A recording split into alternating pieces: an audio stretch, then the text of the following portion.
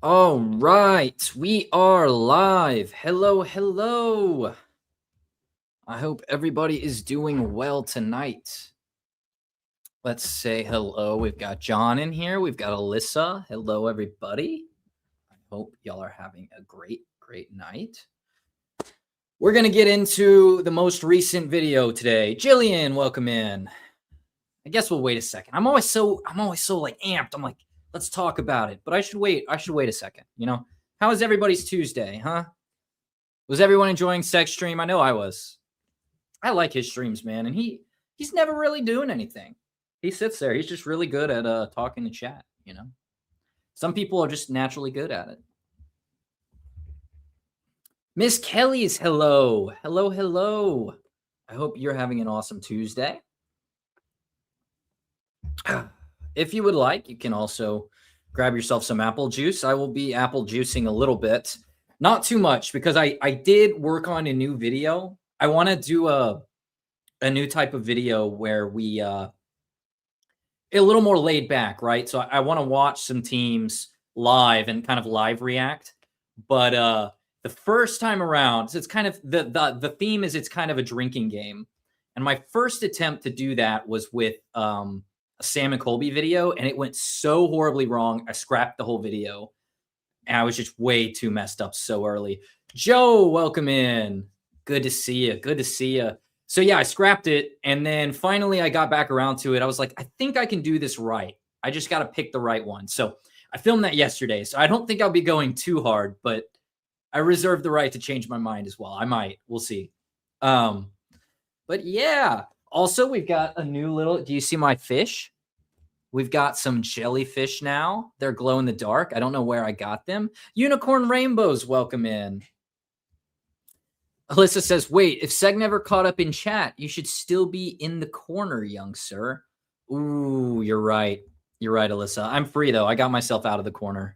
Denise says, lurking. Thank you so much, Denise. Yes, I am excited to talk about this debunk. It was so much fun. Such a good time, honestly, you guys. And I will say, you know, for the Garnett house, and I'm hoping I'm not going to touch too much on it. I think my video on the entire Garnett house is going to come out probably in a week or so. You know, I'm trying to kind of time it up with Crow, but I may go rogue and post it. We'll see.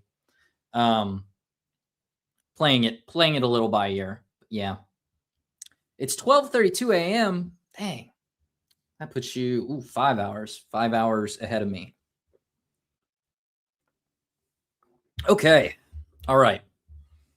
So I thought I would start off if anyone has any questions regarding the debunk or the Chubby Cub. We've got Benny Kittle right there.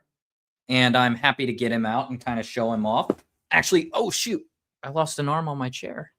This early into the video? I'm going to go grab him real fast.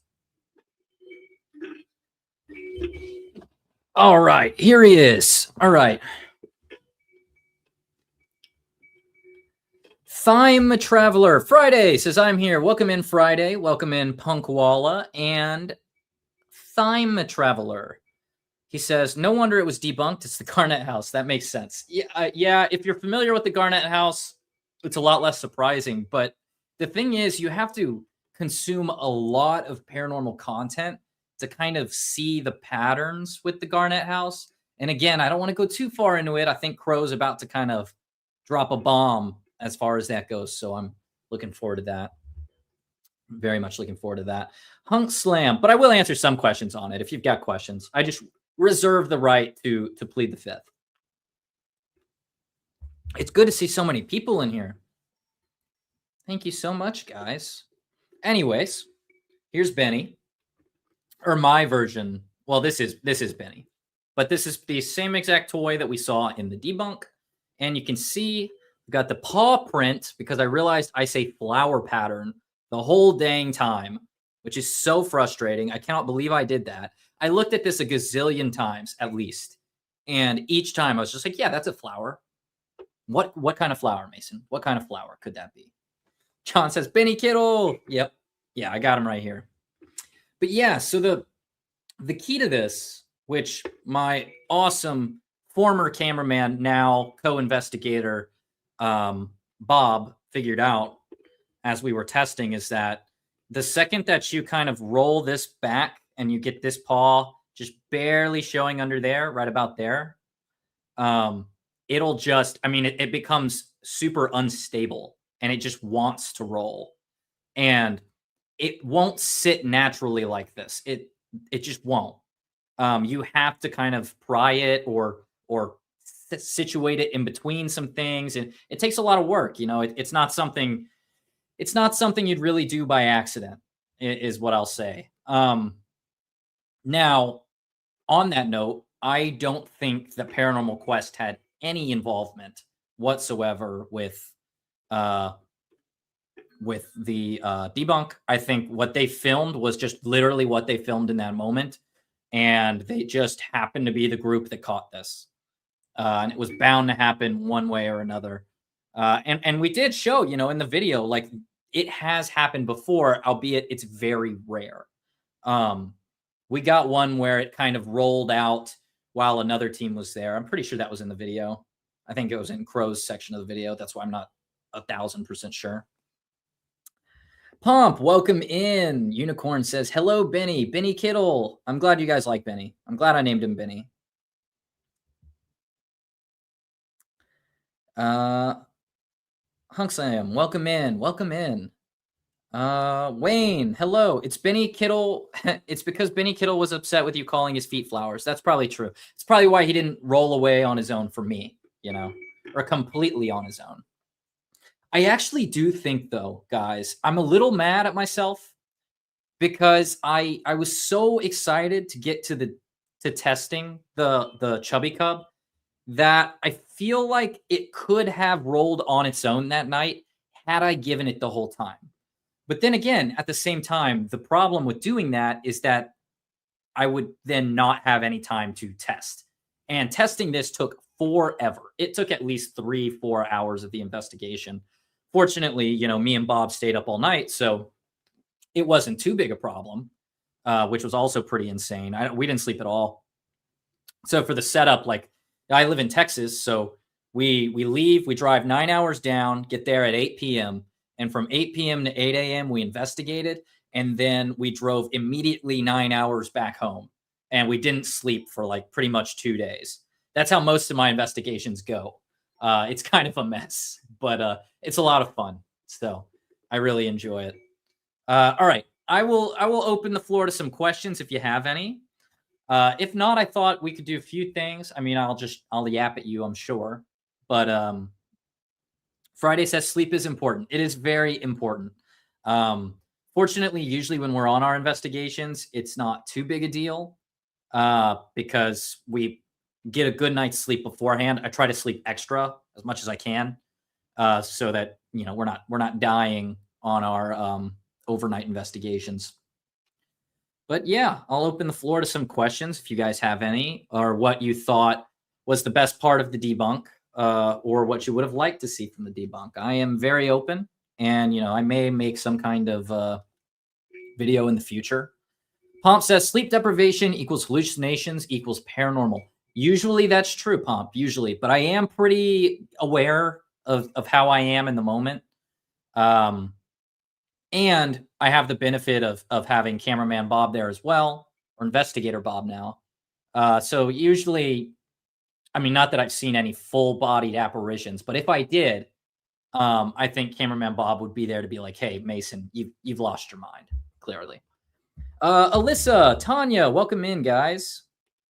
Alyssa says, I think it's interesting how a lot of the videos of people going to the Garnett show the cub sitting by the crib in that room and not moving at all. Now, that's a great point, Alyssa. I think if I was going to venture a guess if you left the cub to its own devices, depending on the position, and again, I want to stress that there are times where the Chubby Cub is not in the primed position, ready to roll like this. Like, this is how it was for Paranormal Quest when they arrived. But there are a lot of cases where I saw it laying like this. And if it's in this position, the odds it moves are very slim. Very slim. So Um, it's just a case of right moment, right time. Um, and I would say as well, if I was going to venture to guess how often this thing goes, I would say it's probably like 1 out of every 15 to 20 investigations. It's super uncommon. And then you have to add the fact that for most of the time, the house is empty, right? Most investigators are only there maybe 5 or 6 hours. So the odds you catch it and you have a camera trained on it, they're just tiny. They're tiny. Let me say hi to some more folks who have popped in. We got Tanya. Hello. Ladies Fright Joan. Welcome in. Congrats on the 1,000 hours. That's a huge accomplishment. The best bit for me was when you finally coming to terms with the fact that the toy is not a Weeble. Okay, but it is. This is a Weeble Wobble toy. It's called the Chubby Cub. I know. But yeah. Benny, you're a bit of a weeb. Bit of a weeb. Punkwalla, welcome in. Okay. Hunk Slam says, when did you realize they weren't flowers but paw patterns? During the premiere, Hunk Slam, and I was not happy with myself. I'll tell you that much right now. I was sitting there going, there's no way I'm about to call these flowers for the rest of this premiere with a lot of people watching. Is the Chubby Cub next to the Pink Pony Club? It might be, Joan. It might be. Yeah, I like this Seg clearly does not know anything about the Pink Pony Club. He'll learn. He'll learn in the next stream, I'm sure. Enough people talked about it. It's not a Weeble Wobble toy. Too big. Pomp. It actually is, though. The patent for Weeble Wobble toys still applies to this toy as well. It's just much larger. But the internals are exactly the same. Share93, welcome in. I hope you're having a great night. But yeah, so this will still write itself the same way that most Weeble Wobble toys do. I will say it's very large. It's Fisher Price. That's 100% correct, Unicorn Rainbows. But yeah, I'm glad it seemed like most people understood and I was able to get across the message of why the pattern was so important. So I'm very happy to see that I was able to convey that well enough. Or if I didn't, Crow came in and made it abundantly clear. Because I do think he has a way with his words and really getting the points across. And he was a blast to work with. And to have him in one of my videos was honestly, it was an honor. It was so much fun. I loved every second of it. Ooh, drink break. Apple juice break. Flower, welcome in. Welcome in. That's some good juice. That's good juice. Okay. Punkwalla, what do you think about the ball in the cupboard in Seg's video? Yeah, so I shot that. Seg didn't get his on camera, so I went and I set up a security camera looking directly in front of it. And stupid move on my part, I should have put a camera, in the corner of the closet so that we could see it moving down. But I think it's a very clear-cut case of gravity. I actually did see when the owner put the ball in there, and it's completely unstable. It was bound to fall eventually, as well as the fact that, like we talked about in Seg's Live, it was flat. Like my beach ball, the Spider-Man ball, was deflated, like a lot. And so as it deflates more and more, it kind of slips out of that crevice and falls. And now below that, there's a chair sitting in the closet, which kind of acts as like a rebound board, like a basket. So when it hits the chair, it could bounce any direction. But usually what happens is it comes directly out, hits the chair, and bounces out into the room, which makes it seem a lot more, paranormal, for lack of a better word, instead of like just a situation of gravity. That chair will just shoot it out, and it makes it seem like, it makes you go, wait, how on earth could that have happened, right? Because it wasn't in there. It was way in the corner. So it's interesting. It's really interesting. Okay, let me see. R&B says, yeah, I was talking to my TV. Their paws. Yeah, I know. I could tell. I was like, they're gonna eat me alive for this one. But it's all in good fun. So I really enjoyed it. Lady Sprite says, hey, I'll wobble your way over and hit that like button. Absolutely. I very much appreciate you guys if you would do that. Flower Coven says, my comment about Crow was just a joke. He's great. Oh, no, I know, Flower. It was a good comment. I loved it. What's all in this juice? Okay, I am like out of everything in my apple juice cabinet right now. So it is straight Malibu. It's an interesting drink, I've got to say.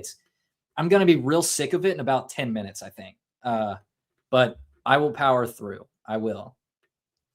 And as I was saying, like I'm working on a new video where we kind of sit down and watch a video together of some interesting teams doing interesting things and make a little bit of a game out of it. I think you guys are going to like it, especially if you like drinking. I know I do. Okay, what do we got going on? Let's see. Weebles wobble, but they don't fall down. Completely right, RMB. Completely right. Pomp says, Friday, you thinking the same as me? Kenny's specialty? Kenny needs to give me his recipe. What's the recipe, Kenny? I need it. Okay. RMB says, question. So you think the owners positioned the toy knowing that its center of gravity was way off? Okay. I'm going to say that it is likely. I'm not going to say with certainty because it's very hard to know. What I am going to say is that I think the toy was set there deliberately. Now, the question kind of becomes, what's the intent, right? Like, when somebody puts that Weeble there, do they think that, like I would think where I go, oh yeah, gravity is eventually going to take this and roll it across the floor and it's going to look real spooky? Or do they think, well, this is just the way it goes. And maybe this makes it easier for the spirit to move. Like I do see a point to that. Like maybe people think if you set stuff on the edge of cabinets and counters that the ghost will have an easier time moving it. Now, I think that's a terrible thing to do at your location because it leads to a bunch of false positives. Which I think is made abundantly clear if you guys have seen a lot of the videos of the Garnett house. I think people are kind of starting to wake up and realize, hey, wait a minute, something's not quite right in this house. And I think that's a good thing. And hopefully we see more videos looking a little bit more skeptically at this house. Because I will say, I've been working with Crow compiling a lot of clips of the house. And I'm shocked by the amount of teams that go in and don't do their due diligence, because it did not take me very long to realize that something was kind of amiss in the house. And I'm being a little vague intentionally because I've got a video coming out about it. I know Crow has one, so I don't want to just spoil it all. But yeah, I think your suspicions are correct. Okay. So it seems like everything in the house is set up to be paranormal. Yeah, it does seem that way, Cher. And you have a hard time. I'm not going to argue with you on that. Straight, dear Lord, I feel the hangover for you. Malibu doesn't get me too bad, honestly. I did a pretty good job yesterday, and I woke up okay. So interesting equals fake. Not always, Pomp, but in this case, I find it interesting the way things are set up to fail, because that is very clear when you take a look at the house. In my opinion. Punkwalla says the clown with the ceramic feet. Do you think the micro vibration would make it move enough to move it from the bookshelves? That's a good question. So I'll talk about that real fast. Let me set Benny down here. Good, Benny. Stay. So Seg asked me to look at the clown doll. And the first thing I noticed about it was the legs were filled with what I can only assume is a lot of sand and rocks and sticks. And it was unusual because typically if it was already in there. I wouldn't have thought it would be quite that much sand and rocks and sticks, and you don't normally feel rocks and sticks in there, which I thought was weird. It could have came that way, but it struck me as odd. And the position was also very odd to me. So in the Side Eye Guy's video, it's a great video. If you haven't seen it, please go check it out. It's his investigation at the Garnett house. The starting position for the feet, in my opinion, does not match up with how it ended up. I don't think that it could realistically move there on its own. And there's a few things that could cause that, but I actually, in this case, I don't think it's gravity. Like, you saw me as I smacked it around. Those feet didn't move an inch. And the reason is, when I weighed the doll, the bottom half of the doll is 2.5 times the weight of the upper portion of the doll, which is completely backwards. Most dolls are not that way. This was very weird.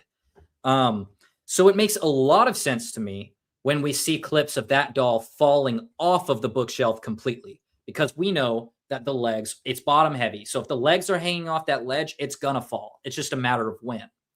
But in this case, what happened was actually that the legs moved kind of back and a little bit to the side in a position that I don't think gravity would cause. Because gravity might be able to move that upper half of the doll from side to side, but that didn't have an effect on the bottom half of the doll. And I don't want to accuse anybody of anything, right? I wasn't there. There could have been like a toy behind it that also fell and could have knocked into it, and I think that could be a realistic cause. I think it could have been moved by somebody who was there. Not SAG, obviously. But it's possible it was moved. It's possible that the whole house is kind of a mess, guys. There are a lot of possibilities in my opinion. Okay, we're gonna keep going because I'm getting behind on chat, and let's see what we got. So Jen says, you'd think the owner, who is also an investigator, would be a little more truthful. But if nothing ever happens, money isn't made. Yeah, a lot of times I think it comes down to money and views. Unfortunately, people know that stuff falls in this house. It's a thing. Most teams that go in there, they kind of expect that. But they're not always doing their due diligence to rule out the obvious, which in this case is gravity. I think gravity is such an obvious factor at play here.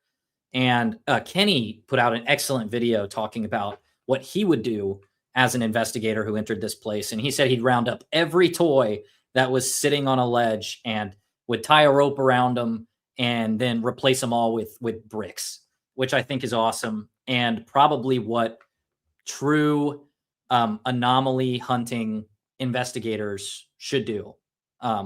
Because you have to rule out gravity. And if you don't, the answer will inevitably be gravity. Okay. Wayne's World says, I was shocked by the amount of slope from one side to another. Me too. And I don't even think it comes across in the video just how bad the slope is. And believe it or not, the Chubby Cub room isn't even the worst. The room with the ladder, the attic room where the axe murderer supposedly lived, that room is crazy. It has a 5-inch slant, and I'm going to show it in the next video and show like the lunacy of it. And if it's not in my video, I think it'll be in Crow's. So that'll be fun. So look forward to that. Friday says, I used to drink a bottle a day in my 20s. A shot is enough. Yeah. Hey, I'm still here. I'm still in these 20s. So got to make the most of it, right? Got to make the most of it. Could it have been a beanbag leg? That's a good point, but it was not. It had rubber bands or some kind of string at the bottom. I don't know if it was part of the doll originally or what, but that was what was holding all of the stuff in. So it was not like a beanbag because of the like chunks and stuff I was feeling in it. It was very odd, very odd. Jin says, I want to think the best, but it does make one raise an eyebrow. It raised my eyebrows. I had my eyebrows raised pretty much from the moment this investigation started. I think, we did the tour and set up, and I walked upstairs, and then I immediately called Crow and was like, dude, you are not going to believe the shit I'm looking at right now. It was that crazy. It was crazy. And I think it'll be even more clear. So this first video I did, it's centered on the Chubby Cub, but the next video covers the whole place, and Crows will as well. So yeah, it's gonna be good. It's gonna be eye-opening, I think. Matthew says, hi, Mason. Hello, Matthew. I hope you're having a great Tuesday. Wayne says, some old-fashioned dolls used to be filled with sawdust. Yeah, this wasn't sawdust either. But I mean, some sawdust could have been in there for sure. Jin, the Garnett house actually tilts. It's not grounded very well. That is true. It's actually tilted from the beginning. Something I didn't bring up in the video is that from when the house was first built in 1858, the original owner actually complained that it would sway in the wind during a storm. And it's the reason that she got rid of it. And then like a year later, it became a hotel. So that's kind of how that went, which I thought was super fascinating. So this house has always had problems with structural issues. Always. Okay, Friday. We'll see you later. What food are you getting? Should this be like a Crow stream? Should we talk about corn dogs the whole time?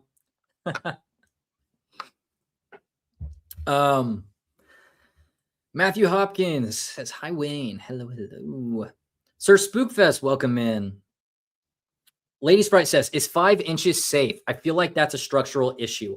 I have no idea, but it does make you like feel dizzy. It was by far the most slanted floor I have ever walked on.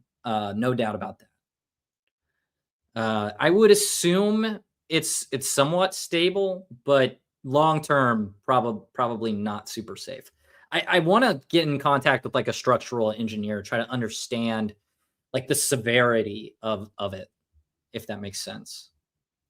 Pomp says, why was there a ball in the rafters in the attic? That's a great question. And the answer is because the owner puts it there. I saw him do it. I saw him put the ball there. He did it at 8 p.m. and at 8 a.m. it fell. So 12 hours later. I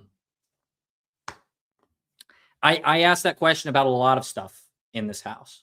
A lot of stuff.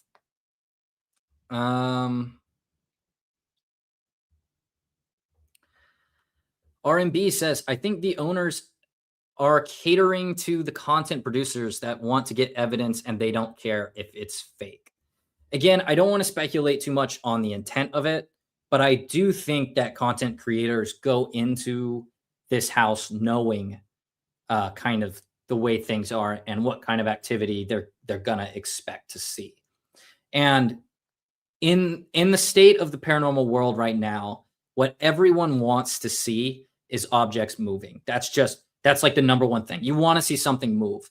The problem is people want so badly to see something move that they're willing to throw out the obvious answer, which is usually gravity. And in this case, micro movements that can slowly have an effect on the balls and dolls and whatever else is laying around the house, right? And I want to reiterate here that I'm not in any way talking about Paranormal Quest. I think they did a great job reaching out to other debunkers. I think they did a good job with their debunk. The only reason they couldn't get down to it is one, they didn't have time. They didn't have the hindsight that I had because I got to watch their video and then figure out exactly how I wanted to test things, what I was going to buy for my tests. So I had a lot of time to figure it out. And fortunately, between myself and investigator Bob, we were able to, and it was such an awesome video and an accomplishment. And I was so happy that we were able to bring you some answers to this because I could tell that the community just really wanted to know more. And I was extremely happy to be able to provide some answers. All right. Let me see here. Ladies Fright, Punk Wallace says, Ladies Fright, 5 inches is significant settlement of a property. Yes. The question kind of becomes, how long have the floors been slanted like that? Because if it's been that way for 100 years, then it's probably okay. But again, not a structural engineer. Different. I'm a software engineer. Pomp says, I just realized how much you look like Travis Walton, Mason. I do not know who Travis Walton is. Who's Travis Walton? 5 inches? Well, hey, those are bragging numbers right there. I think 3 inches is plenty. You know, the Cowboy Room, plenty for me. I mean, I don't know about you guys. I think I think that's enough. You know, I'm not drinking the pain away. Cher says, would that make the ball fall out of the closet or an air pocket? That one doesn't make sense to me.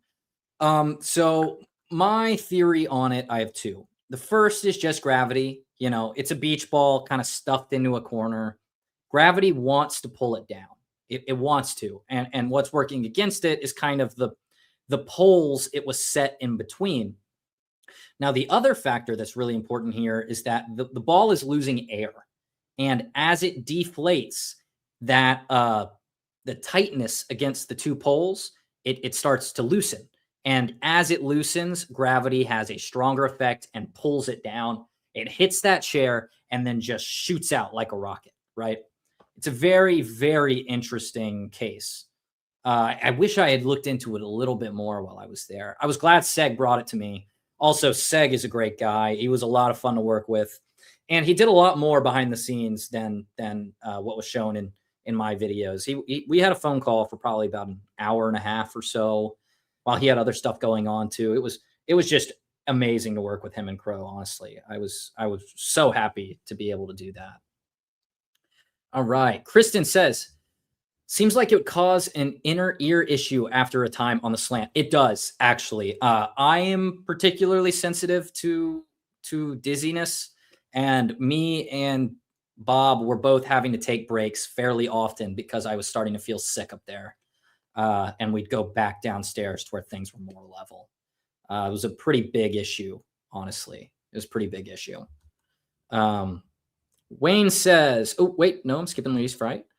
We looked at a house that had a bent beam and we were told we would have to lift it. I can only imagine what 5 inches would be like. I have no idea how you fix something like that.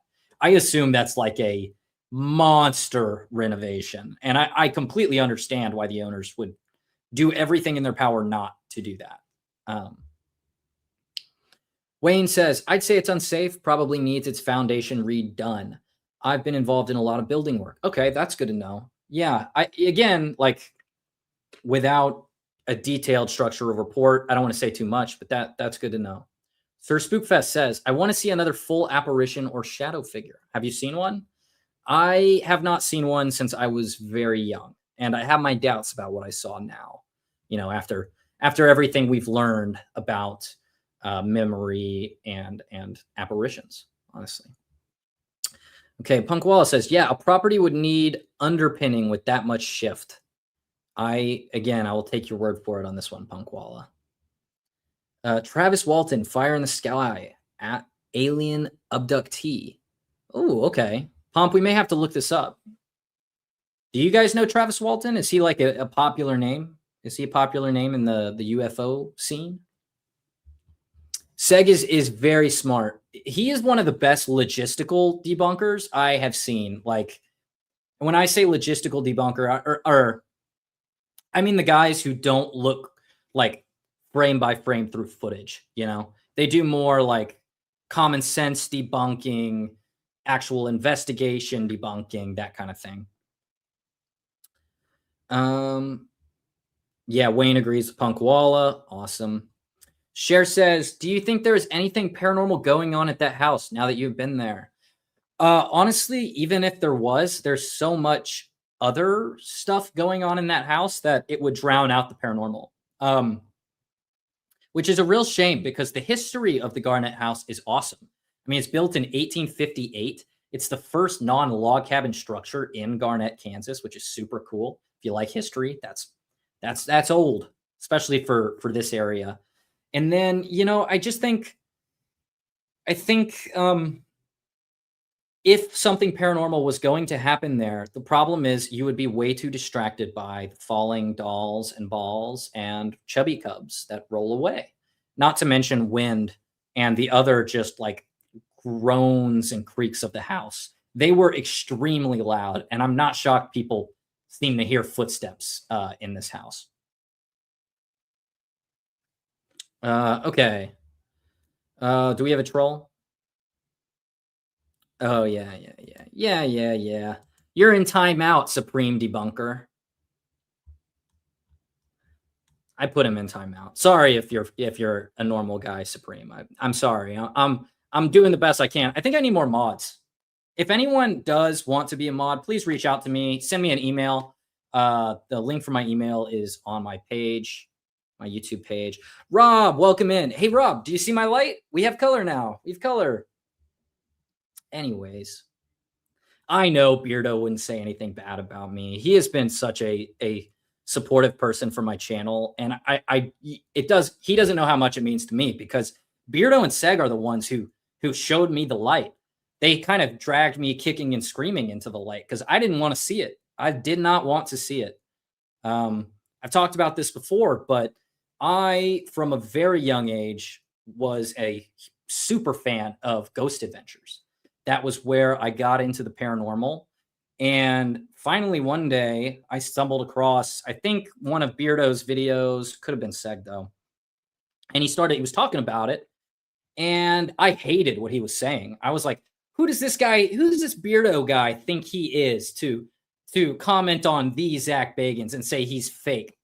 And I watched a couple of his videos, and I was getting madder and madder. And then I went back and I started watching Ghost Adventures again. But you know what?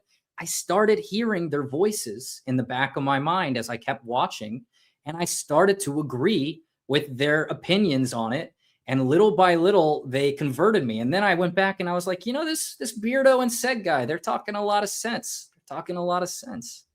And that's how I started kind of on this debunking thing. And, you know, I thought, hey, Mason, you have some skills in this area. You're an engineer. Why don't you, you know, help other people see the light the way that Seg and Beardo helped you? So I'm just really grateful to both of them, honestly.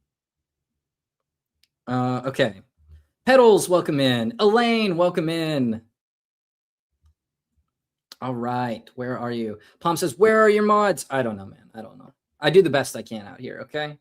Oh, the movie was called Fire in the Sky. Got it. Okay. I will have to check it out. All right. Who else we got? Kenny, welcome in. Also, I do want to give a big thank you to Kenny for his ideas on how to properly go about testing these claims. Because without him, I don't think we would have gotten the footage that really cemented this debunk. So huge thank you to Kenny Biddle. So after on my journey to becoming a debunker, I found Beardo, I found Seg, was watching them. And then I saw a video where Kenny was with Beardo, and they were looking at a documentary film. Can't remember the name right now. And I was like, wait a minute, this guy has so many practical like tips for how to investigate these houses. Like, I want to learn more. And so I started binge watching his skeptical help bars, especially the ones that had topics about like how to investigate better. And they were like eye-opening, life-changing videos. If you haven't seen them, go watch them because they're great. They're just fantastic. Rob, welcome in, even though you are already here. Kenny Biddle is a good mod. Kenny would be a great mod, I'm sure. Okay.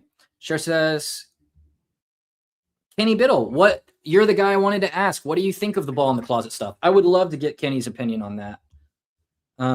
Yeah, I would love to. Hopefully he answers. Caroline, welcome in. Welcome in. Hope everyone's having a fantastic night. Sky, hello. So the rumors of the Masons taking over engineering are true. Yes, I'm sorry. I am a Freemason. That's not true. I'm not going to spread any rumors. I'm just a Mason, and I do happen to be free, I guess. So I guess I am a Freemason, huh? Some version of one. Denise says, Beardo was the first one I started watching too. Opened my eyes. Yeah, super, super grateful to him for that. Super grateful. Anything on the channel? Blech. Anything on Travel Channel or Discovery as far as the paranormal is all scripted. I met Destination Fear. Fake. Parasolo, I would think you're correct. I can't say with certainty because I haven't seen the scripts myself, but I have my suspicions that you're onto something there. Unicorn Rainbow says micro movements. Yes, the importance of micro movements cannot be understated. This moves extremely slowly, and it would be very hard to notice these movements without having hours upon hours of footage to scrub back and forth through the way we did in my video. Again, if you haven't seen it, I highly recommend it, even though obviously I'd recommend it. I'm biased. Is Kenny related to Connor? No. Kenny and Connor Biddle are different. If I remember right, Connor Biddle is the guy who created that new app, that new Ghost Chatter app. Am I thinking right? Kenny says, which ball, which closet? That would be Seg's video, and Seg and my video of the ball that falls out of the Garnett house closet. If you want to come on, Kenny, no pressure, obviously, but I am on StreamYard today, so I could shoot you the link if you want to talk about it. But that's the one we're referring to. Hopefully I'm not too far behind, chat. I'm doing my best here. It's honestly such a good problem to have. Thank you guys for showing up and supporting the channel. It means the world to me. I want to check out all of Kenny's action figures and collectibles. Kenny does have quite the collection, I've got to say. Quite the collection. Sky Talker says, Pomp, a miracle. He defied death and is out of the ICU, out of special care into his own room. I'm not 100% sure what you're talking about, Sky. Did I miss something? No, I can't see. Okay, we'll get back to that. Pomp says, awesome, Sky. Prayers. Okay. Ladies Friday says, Kenny Biddle, the basketball in the broom closet. Okay. All right, now we're just confusing Kenny. All right. Everyone's talking about how they found the community. It's such a great community. Oh, Ghost Chatter. So I'm right. Yeah. So Connor Biddle made Ghost Chatter, which I will say I don't hate Ghost Chatter. I am not a fan of GhostTube, but Ghost Chatter, from what I've seen, and I haven't done a deep dive into it, seems a little bit more reasonable. It seems to just spit out questions when you're not there, which is a very practical use for, in ghost hunters, so they can talk to walls without being there, which, is a slight improvement, and at least it's not misleading. Kenny says, I think the ball is on a shelf that isn't level, so it'll eventually fall. The chair will make the fall direction random. Yes, I totally agree with you there, Kenny. That chair does the heavy lifting of making it seem much more interesting than it really is, if that makes sense. Parasolo says, they investigated my brother's hospital and they had props and a production team setting up. Aired December 4th. Who was this? Hey, shoot me a message, and we can talk more about that, Parasolo, if you want. You can shoot me an email. You made Chubby Cub a little famous. Oh, I wouldn't give me that much credit. Paranormal Quest made the Chubby Cub famous. For sure. Sky says, Mason, my eldest son nearly died suddenly from liver failure, and I was asked if they should stop trying to resuscitate him as he'd not last the night. Then he woke up. Oh my God, that's so good to hear, Sky. I'm so happy to hear that. Oh man, that's terrible. Please keep us updated, and I hope he continues to improve. That's great news. That's great news. Tori says, hey peeps. Hey Tori. Hey Shadowcat. Welcome in, guys.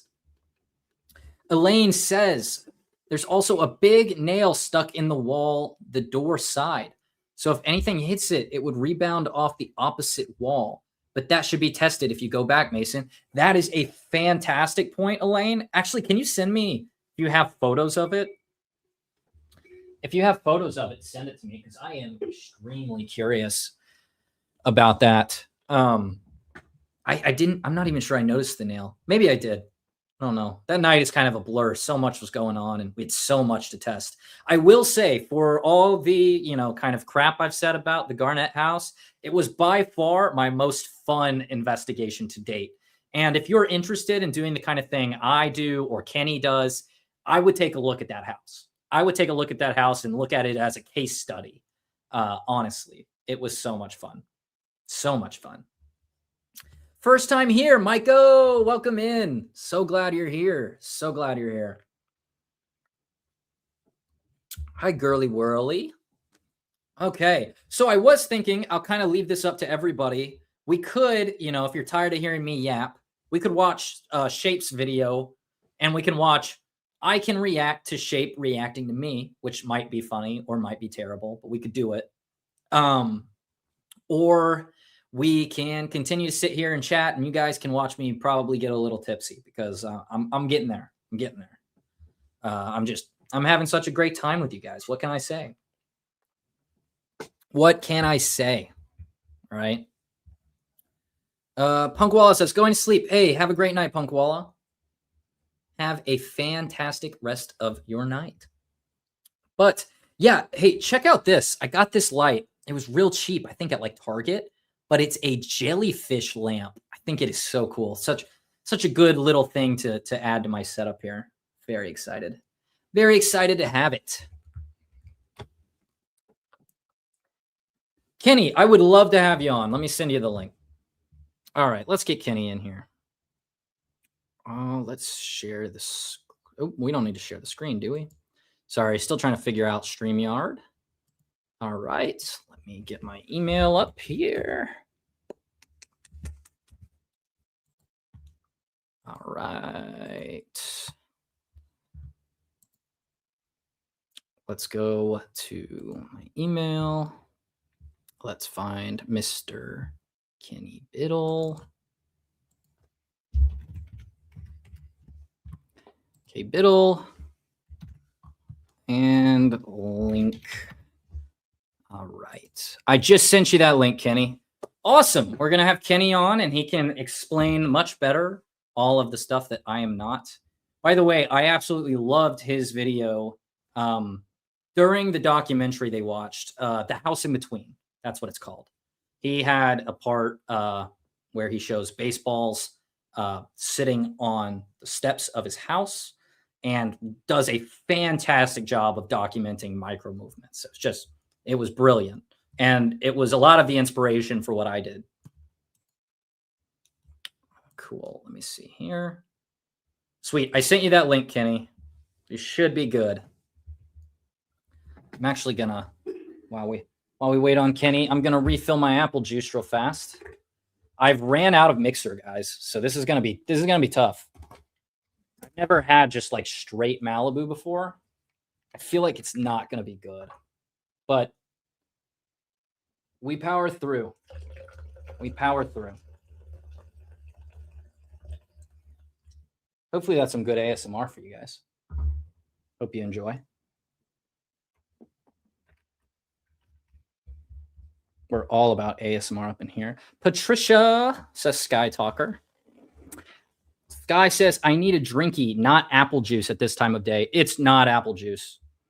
Pedal says, no, don't do it, Mason. It's too late. I already did. It's been done. It's been done. Okay. Let me see here. It's been done. We're going to take the first sip. What do we guys think? Shadowcat says, I'm meeting Annabelle at Paracon. Ooh, I would love to get in a room with Annabelle and just, I don't know, like poker, maybe. Oh, yeah, that's good. That's really good. Good job, Mason. Not finding a mixer. That's awesome of me. Okay, let me see here. I don't think Kenny's in quite yet. It's not really that harsh. I'm a big whiskey guy, so I usually drink whiskey neat. Malibu, I've been switching to Malibu because I've been having, like, I'm just tired of the whiskey, you know? That's what I always drink. Ice. Hey, you think I'm fancy, Mayhem? I'm not fancy enough for ice. Come on.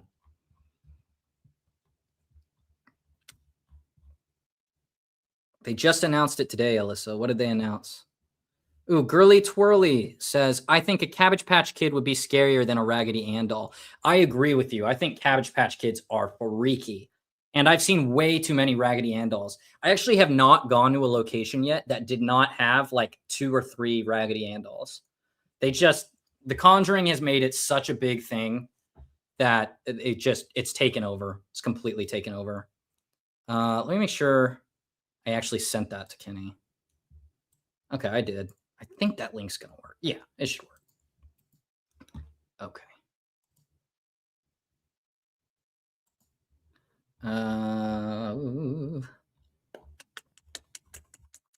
Okay. Just double checking. That's so interesting, Shadowcat. Okay, wait, I'm missing messages. Shadowcat, what did you say?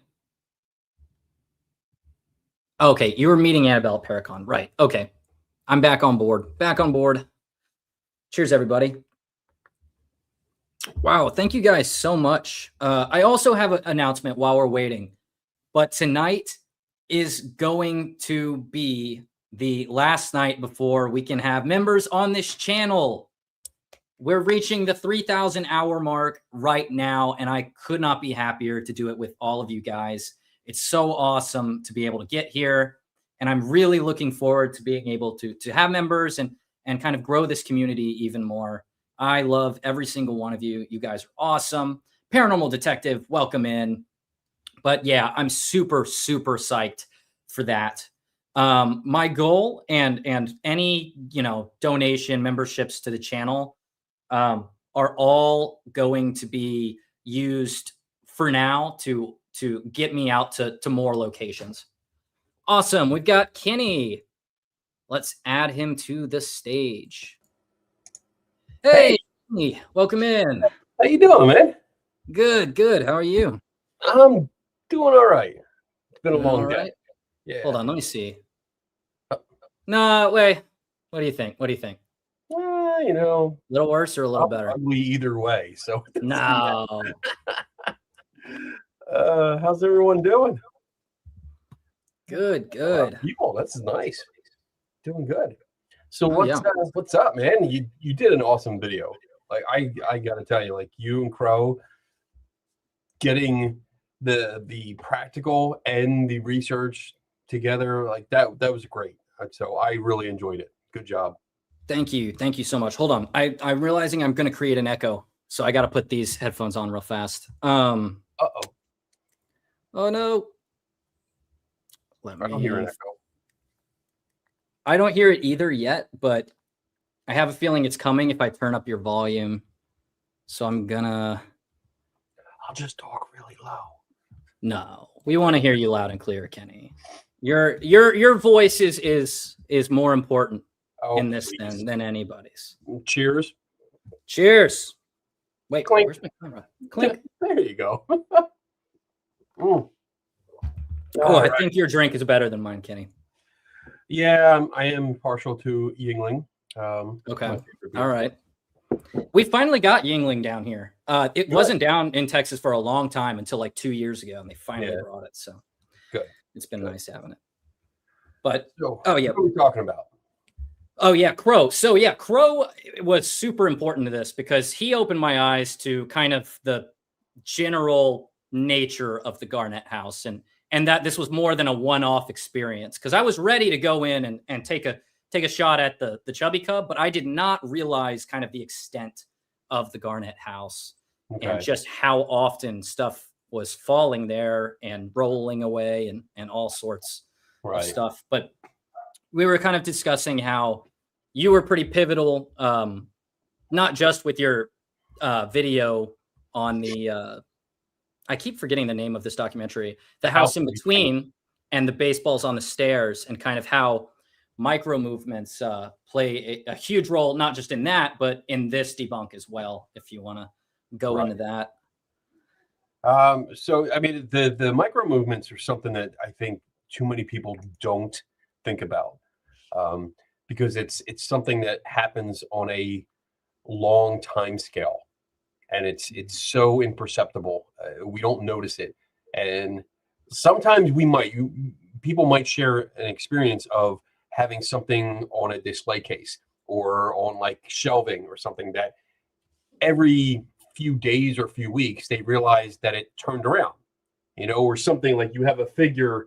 I don't know, I'm looking around for what I have, like a bottle that might be on the shelf, and then you come home one day and you notice that it turned around that way, and you don't remember doing it. And it doesn't mean that you did it or somebody else did it or that there's some ghost there. It's that this doesn't have a stable base, and when there's vibrations going on in the house, whether it's people walking or traffic outside, thunderstorms, the wind, stuff like this, eventually will, through little micro movements, and we're talking like days sometimes. It could be hours, could be minutes, but it could be days, it could be weeks, that it eventually works itself back and forth until it spins all the way around. And you don't see it unless you set up a camera to look specifically for that. And that's why when we sat down and we were talking about it, and this came up with Beardo and talking about the baseballs at that house in between and the pram at 30 East Drive. Like, you have to have the profile, because when you see the movement, if you know where it's going to move, okay, like the pram and the baseballs, easy. We know which direction it's going to go. Okay. So with that too, with the Chubby Cub, and I am not Benny Kittle. That is that's the bear. Hey, that is not me. Okay. Also, I stole that from Mr. Gray. I was in his chat like a week prior to that, and I don't know why, but they were calling you Benny Kittle in there. Oh my God. It just stuck in my head. I was like, oh yeah, Benny Kittle. Yeah, it's a perfect name for my little guy. Yeah. Yeah, you're gonna pay for that one. It was like you were there with us, kid. Oh, okay. You were right there. But that stuff, like, because that starts off in one direction, yeah, it wobbles around, but it will launch forward because it's pre-charged for that way, and it's got a wall behind it when it's set up, so it can't go backwards. It's got to go forward. So having it directly to the side of it, looking at it and getting the full profile, that's so important. And you proved that, you showed that, because the footage you have that I got to see, I mean, I got to see all the clips that you have, and it's just amazing where you jump back and forth. And that's what I did with the McIntyre Villa video, shameless plug. But the doll that they set up, the doll they set up on the rocking horse, I mean, that's the same thing. Like, you don't notice it, but when you speed up the footage, and then when you jump back and forth a few minutes, that's when you see how much movement goes back and forth. And it's so important. And I think if you're going to, well, there's a couple things. One, if you're going to a house where you have those kind of claims, then you want to set it up on a profile. You want to set a camera up on each one of them on a profile, because that'll give you the footage that you need to show. That's the evidence you need to say, look, this is what's happening. But then again, if it happens, like if I go to the Garnett house in the future, I'm going to go around and I'm going to pick the bear up. I'm going to let it spin out, put it back down. I'm going to take all the dials off the door frames or the windowsills, everything that you look around and go, well, of course that's going to fall. That's going to fall. I'm going to take it down, because that's ridiculous. And I'll say it because based on what you showed and seeing the other videos of the house, I think that whole house is staged for the benefit of ghost hunters. I agree. I completely agree. I've been very kind of wishy-washy with how much I want to get into it. But it's just so obvious. And I was about to ask you pretty much exactly that. Because and Crow would vouch for this. So I walk into the Garnett house. We have a tour with Justin, who, by the way, seemed like a very nice guy. Good conversation. He gives us the tour. We start the investigation, and I'm not kidding. We're we're 10 minutes in, and I call Crow and I go, dude, you are not going to believe the state of this house. I had already taken photos of at least 40 items placed around that were just, no, like you just, in no world should they have been put there, because the real problem is there's no reason to have done any of that. None at all. And the thing that kind of is beginning to grind my gears the more I thought about it was how many teams have gone into this house and completely ignored that fact, that like right away and you don't need to be an intelligent guy. I'm a very average IQ guy, but all it takes is about one walk around to figure out that something isn't right, that this is almost more on par with a mystery house than a paranormal investigation. And I was a little bit bothered that this hasn't been brought up really up to this point. I was curious in your thoughts on that, because that's kind of what's still getting me. It shows that, so most people that are going to go there, most groups or YouTube channels, they are what I would consider ghost hunters. They are there for entertainment. They are there to get scared. They're there because they heard about the place. It's a famous or semi-famous haunted house, and it's cool to be there. So they're going to go around. They're not investigating. They're not thinking about investigating. They are anomaly hunting. So they're looking for anything that will stand out. And if you want to go for the scares and the screams, and you get that thrill of adrenaline rush, if that's what you're looking for, great. But don't disguise it or try to pass it off as you're investigating the claims, because you're not. Right. Like the guys from Paranormal Quest, I give them, they looked into it. They tried to debunk it. They reached out to us, me, Seg, Stevie.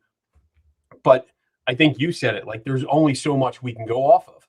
There's only so much data that we have. And I would have preferred to be there, because that's the only way to really understand what's going on.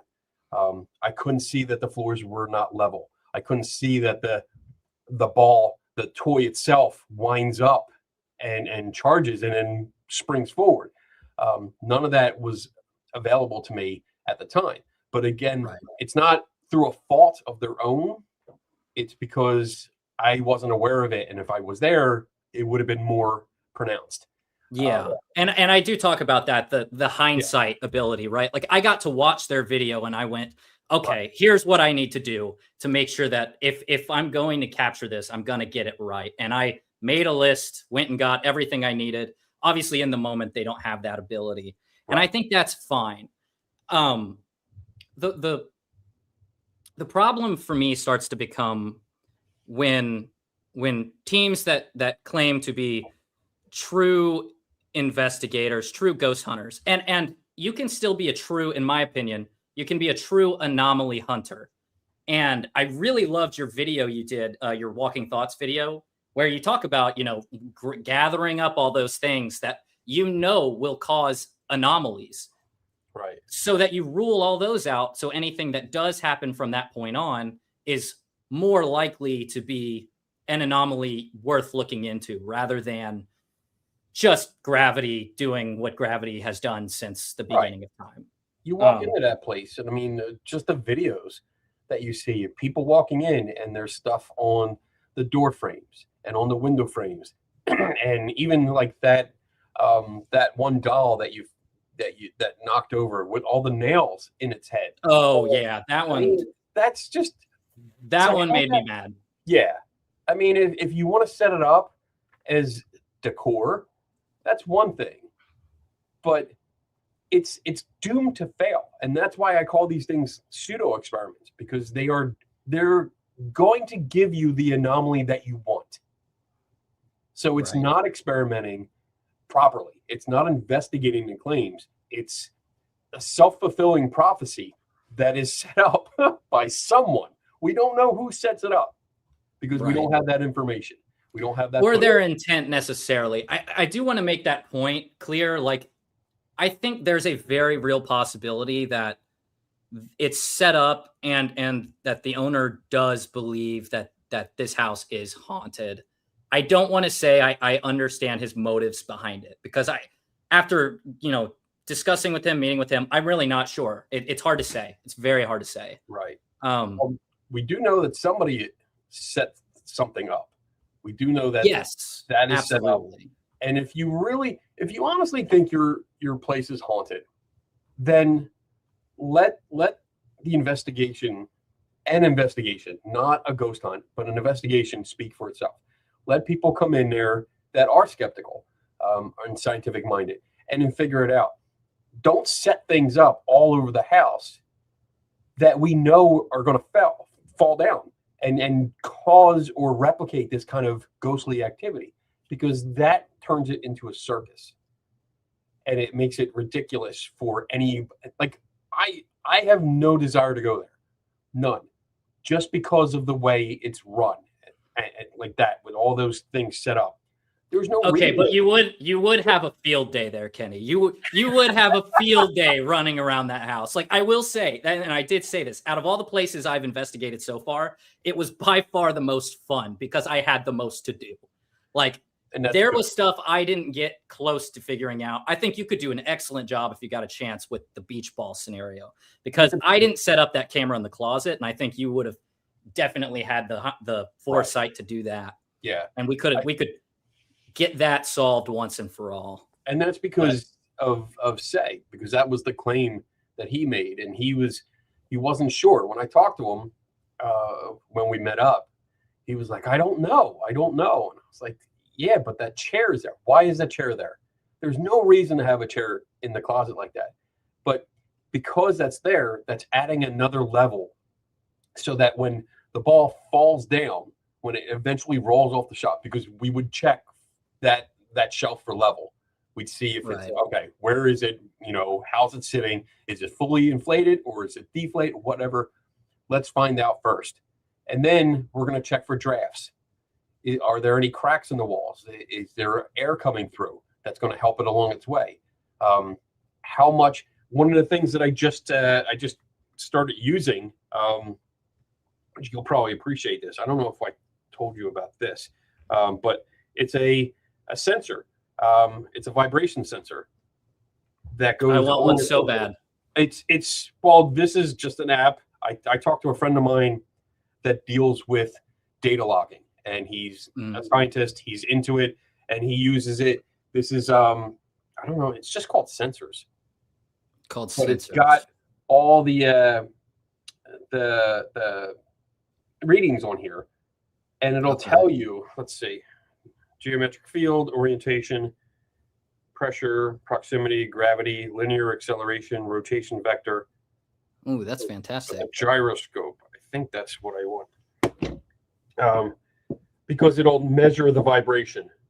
And it's freaking awesome. That is awesome. I looked for one real quick, but I couldn't find one that seemed to have enough. Like, it would have, the ones I had, like, I would have to be like stepping and making a lot of vibrations in order for my phone to have picked it up. So yeah, right. I'll definitely have to figure out what app that is. Yeah, it's I'll send it to you. But awesome, something like that to put next to a toy that falls off the shelf or on the shelf itself, just to record it. Have this laying down on the shelf and a camera on it so that we can see. We get the hard data. That's awesome. But yeah, definitely having a camera inside the closet, again, on the profile of that ball to see if it falls, how much it goes over time. But so when that ball falls and hits that chair, the backing of the chair or the seat of the chair, it doesn't matter. That's going to give it, that changes its direction. It makes it completely random because now you're hitting the edge. So depending on where it hits, it could go any which way, including staying in the closet and bouncing around. And that's what ended up happening in my shot. And I was a little mad because I was like, God dang it. It would have been perfect if it just went right down the middle. But it didn't. And the reason actually I think it didn't was because compared to when Seg was there, I hopped on a call with him and he said that the ball seemed a lot more deflated, which I also think is playing a pretty big role here. As it deflates, the bars that held it up, that kind of it sat up against, it kind of begins to tilt like that as it deflates, makes it easier for gravity and micro vibrations to take a hold of it and get it to that turning point. Yeah. It's, it's really just the thing of start putting this in practice. Like get yourself, if you're going out to these locations, get yourself a few extra cameras, and they can be standalone, just digital cameras. Take an SD card, get the largest card that you can get so that you can film for a few hours straight. And even if it doesn't like take off or launch or fall, that footage is still important, because if it does move a little bit, I mean, and we're talking like it might be a millimeter or 2 millimeters, but if you capture that over like 2 or 3 hours, it's proof. Yeah. Imagine what happens like a day later, 24 hours later, if that stuff's still going on. You're going to have the data that you need. And that's what we're looking for. Awesome. Okay, I'm going to open it up to questions here real fast, because I am so far behind the chat. I'm if you want to myself kick me off, just let me know. No. You're welcome to stay on if you want. I don't know what you've got going on, but we're just hanging out and talking all things Weeble Wobble. So hang out, please. All right. I'm sure HR has been on you this week, man. So they took over my show. Oh my goodness, that was weird. Lady Sprite says we call you the Biddler in this house. Okay. Well, that's because Taryn from Paranormal Brew, she's been calling me the Biddler for years. She really is the only one that I've heard call me that, so it doesn't bother me. I mean, that's kind of funny. But yeah, I don't mind nicknames so much. It's fun. I take it as a compliment. Oh yeah. You guys will remember that, and you want to call me something different, even if it annoys the fuck out of me. I'm okay with it. Okay. Girly says, yeah, I like how Mason showed the different ways the position of the paw prints on the Chubby Cub affected its roll. Yes, thank you. I was so worried, and I spent so much time with Crow trying to make sure that we were going to get the point across about how important the pattern really was. And I was actually so worried about the pattern that I didn't even see that they weren't flowers, they were paw prints, which was the #1 comment on the whole damn video. And #1 comment. Yep. Dude, those are paw prints. I was like, I don't know how I looked at it for 5 hours straight and never realized it, but I didn't. Hey, sometimes we're looking so deep into a problem that sometimes the simplest thing, which is, I mean, just calling them flowers or calling them paw prints, is kind of irrelevant in the grand scheme of what you're looking at, but it is still a minor detail. And yeah, that's what people will pick apart. Hey, as long as it's that and not the whole video, I'm happy. And they got the point. That's the worst that they do to you. Hey, you're doing a good job. Oh, you want to know? So for that video, on the part, there's like a 6-minute segment where I put it on the table. I'm not even on camera. It's just my hands, like showing you how to position it and why it really mattered. Okay. That was shot the day the video went out. I took a lunch break. Crow had messaged me. He was like, hey, man, I'm not sure this is clear enough. And I went and watched, and I went, oh, my God, he's right. I did not do a good enough job explaining why the pattern matters. So I drive home. I'm driving pedal to the metal, get home, take the Weeble out. I am going as fast as humanly possible trying to explain it. That's why I situate it between a backpack and my girlfriend's purse, because I took the two things I had, because I only had an hour lunch, and we made it work. And I'm very happy that everyone enjoyed the video and we got it going. Yeah, editing, dude, I usually edit as I go. So I'm filming, editing, filming, editing, filming, editing. I get through until the final thoughts, the closing thoughts, and then I save it and I leave it open. I watch it. I watch the saved video, and then I have to go through and make corrections because I always mess something up or I forget a reference or something like that. But then I'll watch it again, and then I usually send it to somebody, like 2 or 3 people, just to say, hey, watch this. I've seen it about 300,000 times now. Can you watch this and make sure that I don't have any mistakes? Yep. So, and if I had done that, somebody would have said, "Hey, dude, those are not flowers." those are paw prints, dude. Oh man. I am gonna start doing that. I have to do that because I. Okay, let's see what else we got in here. Thank you guys so much for hanging out with us. It's been awesome. We've never had so many people. I'm happy to see everybody in here. That's awesome. Joe says there are some instances where YouTubers are afraid to say something because they may get banned or sued. A lot of location owners are friends with one another. That's a very good point, Joe. That's a very good point. Kenny, I'll let you go first on your thoughts on that. I understand where he's coming from, especially Joe. But there's a couple things. I mean, you as long as you have the data to back it up, it still might not save you from someone threatening to sue you or even trying to sue you. But the thing is to make sure that if you're going to make a statement, if you're going to make your claim, because remember, we have the burden of proof. Okay, so the people that are saying their house is haunted, they have the burden of proof to provide sufficient evidence to back that up. If you say that they're faking it, now the burden of proof shifts onto you. So now you have to provide evidence. And if you're just going out there and saying, no, it's fake, or they're lying to people, or they're committing fraud, it's up to you. And that opens you up to legal shit. Yeah. It opens you up. So you got to make sure. That's why when I'm going through these claims, I'm making sure cross the T's, dot the I's, make sure I have all the information that I can possibly have. I also I read the lease, or not the lease, the release. If a place has a release for you to sign, I will take pictures of it. And if it's during the day, I'll send it to a legal team and say, is this okay?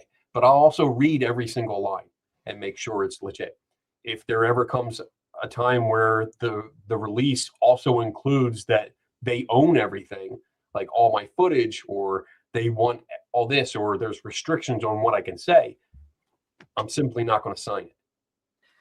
That's it. I don't care what the situation is. I'm not going to give up my footage or my right to express my opinion. I think that's a mistake to do so. So yeah, if we're seeing more places like that lately, I'm seeing more and more of it, and it makes me very nervous for the future of skeptical people going to these places. Because I'm, like you said, if I know a place is going to do that, I'm not going to go. I'm not going to waste my time. And then the problem is now we can't even provide the burden of proof that we need to investigate. And if they're not going to let you give your opinion. And I understand, like, sometimes they want to make sure you get the history right. And that should be up to the person that's doing the video or filming there. But at the end of the day, like, this is my job. My job is to investigate and report on my findings. So I'm not going to bend to someone's will because they don't want me to say it's not haunted, or that I was able to figure out some, alleged experience that they have all the time. I'm not going to give them that authority over me, because I want to make sure I tell the public what I really experienced or didn't experience. So I think that's really important. And if you're afraid, if you're afraid that you're going to get sued, again, just make sure you know what you're talking about. I think that's the best. And if you're still afraid, then maybe this isn't for you. I'm not trying to be mean, but maybe it's not for you, because this does take a little bit of cojones.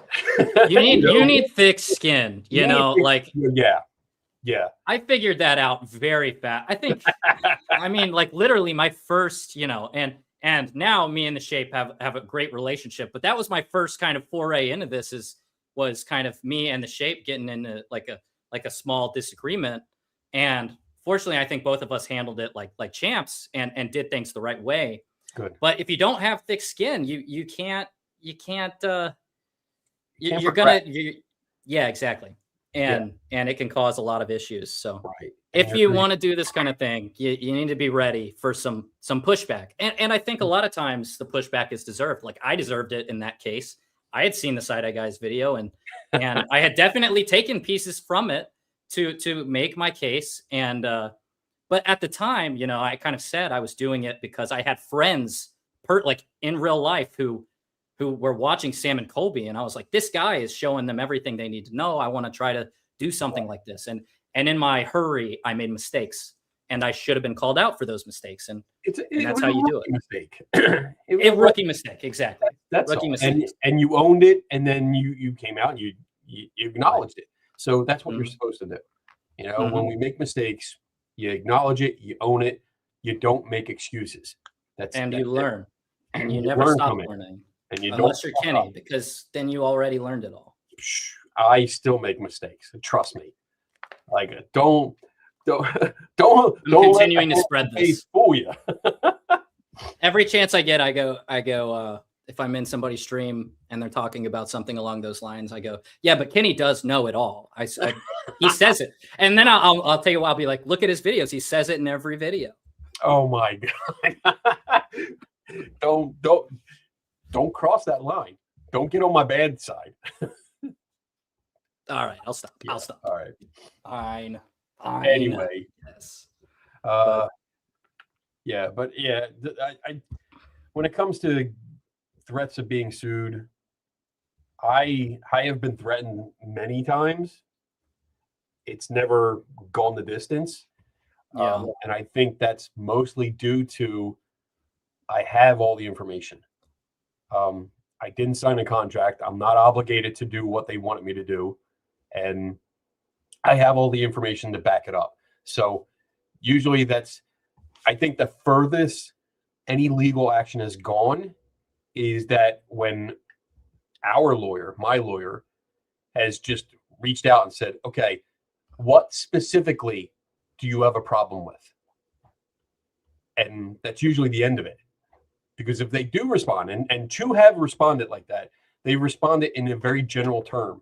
And the lawyer was just like, all you did was talk nonsense. What specifically do you have a problem with? And we will deal with it. And that was it. Because once you break it down that way, they got nothing. Right. And that's because, you know, I do make sure it's well supported evidence. Yeah, I think you need to have your ducks in a row. You need the proof. But that's usually what keeps me, you know, that helps me sleep sound at night. Usually I do a good enough job, at least on this last one I did. I don't think anyone's coming after me for the Goatman's Bridge. I don't think anyone owns it. That was the only one where I did that investigation and I was like, I don't think I have enough claims, but it's like right down the road. I might as well go check it out. Right. And that one's just a bit of fun, but yeah, you know.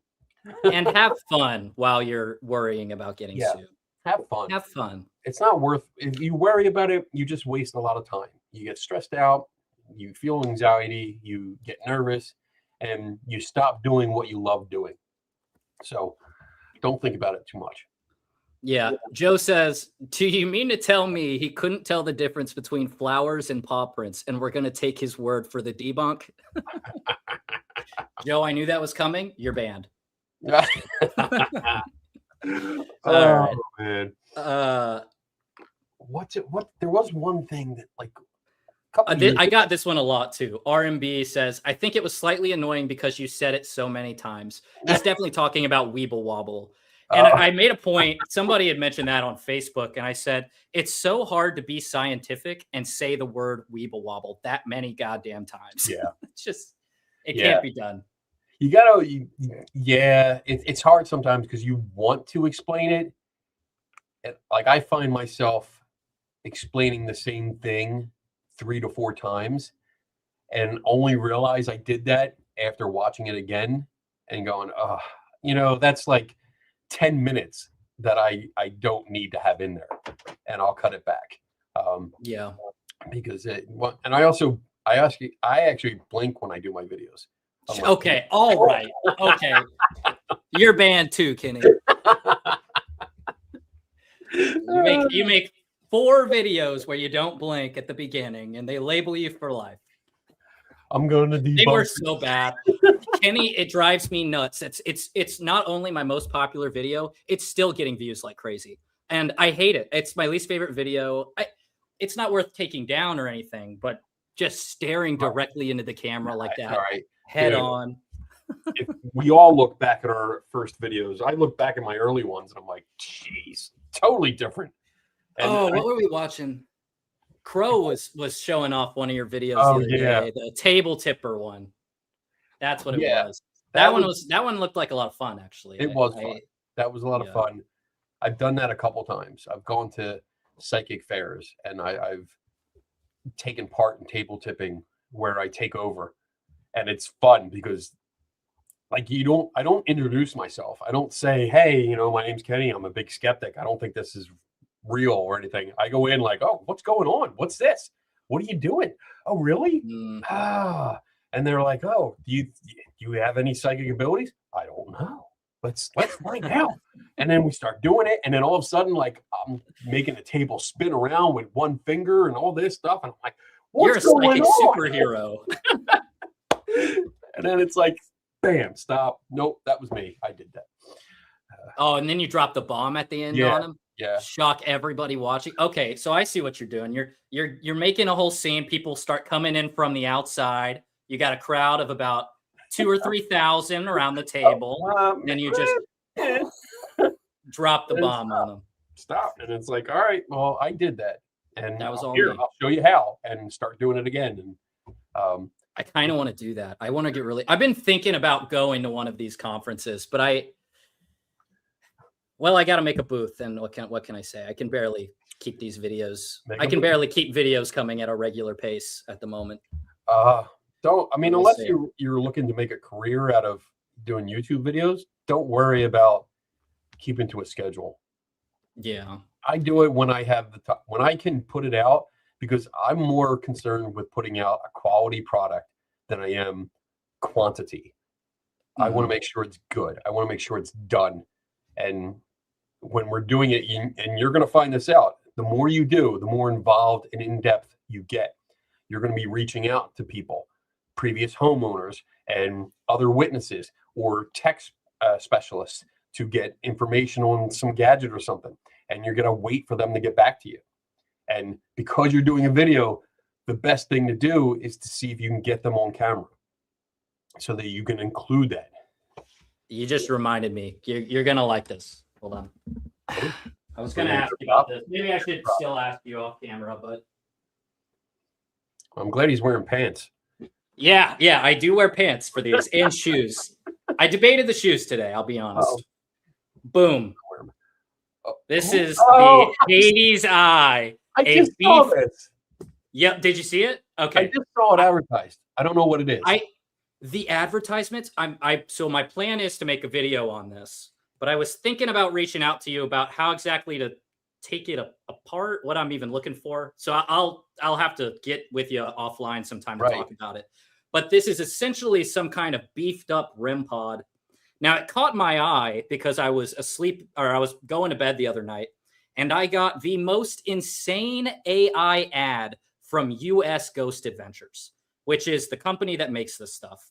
And when I say insane, I mean they were like, it was like two old people like in their 80s, and they were like, oh, I really want to talk to my dad. And then the other one was like, yeah, I want to talk to my dad too. How should we do it? And then this thing like floats up out of the air and into their hands and starts speaking gibberish. I mean, it was like a fever dream. I've never seen anything like it. And I tried to find it after the fact, but I feel like these AI ads are being like made on the spot and then immediately dissipate, and then they make a new one. If you go to US Ghost Adventures channel, you'll see kind of what I'm talking about, where they have these clearly like AI hooded figures that are explaining their gadgets, because they have one for this. And I went and watched it and just thought, well, that's insane. I'm going to buy it. All right. So I'm looking at it now. I'm looking at it on their site. Mm-hmm. And all I see is a REM pod with a design that was inspired by Pinhead and the box yeah, what's the name of that box from oh my god, I don't know what the movies are called. Let me see. Friday House, take care. Sorry, everyone in chat. I'm paying attention. I promise. Joe says, "Oh God, their ads are horrific. Fake reviews on products. Yeah, they're some of the worst I've ever seen. I'm probably making a video on it soon, just because I thought it was so insane." Yeah, Little Miss like, Mayhem. Let me see what the bottom looks like. Well, there's 2 screws on the bottom of it that I see that are outside the battery compartment. So this might be kind of simple to take apart. The rest looks like it's just, glued on. But yeah, if you want to, once you're done and you're ready to start looking at taking it apart, we can jump on a call like this and just keep it full screen, and we'll go step by step, and we'll go slow, so nothing gets broken. But I'd like to see Kenny. Oh, you just went to the website, so you probably saw how much it costs. But I was going to ask you, like, take your guess on how much it costs to purchase. Oh, I saw that earlier. So I saw it, and it was one. It's one of them things. Like, it looks cool. Like, I would put that on my shelf just because it looks interesting, but I wouldn't pay $160 for it. No, I don't know what I was thinking when I made that purchase. I think I was drinking, and then I thought, what a good idea for a video. You were drunk buying. You were drunk shopping. I'm drunk buying ghost gadgets from US Ghost Adventures. Yeah. Well, I wanted to do another product, because I did Ghost Tube, and I was thinking I want to do something else in that vicinity, and that seemed like an interesting one. But it may literally be a REM pod with a skin on it, so it might not be too exciting. But let's see. The box is called the Lament Configuration. That's the proper name, says Sisters of Mercy. Okay, that's interesting. Oh, Sisters of Free the curtains. U.S. Ghost Adventures invents sites to reduce the distance on their walking tours and rip off local operators. I have been looking into that. Free the curtains. It does seem like a real problem. I'm probably making a video on it in the future, so stay tuned for that, because it is. They are doing some sketchy things. They are getting into some sketchy stuff. Human body activates ATDD. Oh, so you have a temperature sensor in there, and then it sounds like it's just got a junior Thurman in it. It doesn't sound like that's my thought as well. Probably, yeah. You're probably going to find a junior Thurman inside. I want my $160 back. $160. They don't do refunds. It's all right. I mean, I bought one of those Paraforce ultrasonic sensors, and I paid like $200 for that because. All right, I feel like, I mean, it doesn't come out of my pocket though. I have a budget, so I can buy stuff like that. I try not to, because 1, I don't think it's worth it at all, and 2, it's just I am a flea market whore. All right, like I spend my weekends going to flea markets, yard sales, and thrift stores. So to spend $200, even if it's not my money, I struggle with that, and I didn't want to do it, but I had a point to make, and so I bit the bullet. And Kenny, I like how you made me feel better, and you're like, "Don't worry, I spent $200," but then immediately went, "But I didn't," and then undid the feel better. It was you had me up there for a second, and then right back down. Sorry, man. Sorry. Okay. Joe says, I'm not going to name drop, but I believe the owner of that is a paranormal YouTuber as well. Interesting. What was even more interesting was that it came from so I buy it from US Ghost Adventures, but the shipping label said it came from the Villisca Axe Murder House or something, which I was like, what? And then I went and looked, and they're all connected in this weird string of that's a clue. US Ghost Adventures nonsense, seems like. Yeah, that's a clue to where they are based. Let's see, where are they based? What does it say? Yeah, they somewhere up north. You're up north, so. God damn, they have ghost tours everywhere. They're like taking over the ghost tour scene. It's crazy. Yeah. And apparently, the small mom and pop ghost tour companies are pretty upset because they come in, and what it seems like is that, and this is all alleged, I haven't done full due diligence into this. From what I've gleaned, people are saying that they go in and they run out mom and pop ghost tours and then replace them. And if they can't replace them, if they're competing, they make sure that their website pops up before the mom and pops with some special SEO Google stuff. Okay. And that is what most of the complaints I saw were about. Friday House, I'm going a bit backwards, guys. Sorry. Says Shape is a reasonable guy, as are you and Kenny. Thank you so much, Friday. Yeah, I think Shape is a great debunker. One of the first YouTube paranormal debunkers. I think technically it was Captain Disillusion who started it all. I went back and looked at his first video, something like 17 years ago. Yeah. I was like, oh my God. He's amazing. I've tried so many times to get him to come to our conference. Oh yeah. Because I think that would be just amazing. Just to meet him in person would be just awesome, because he's so good at what he does. Yeah. Funny. That's somebody with all the right skills and then some. Like, he has movie level talent. Yeah.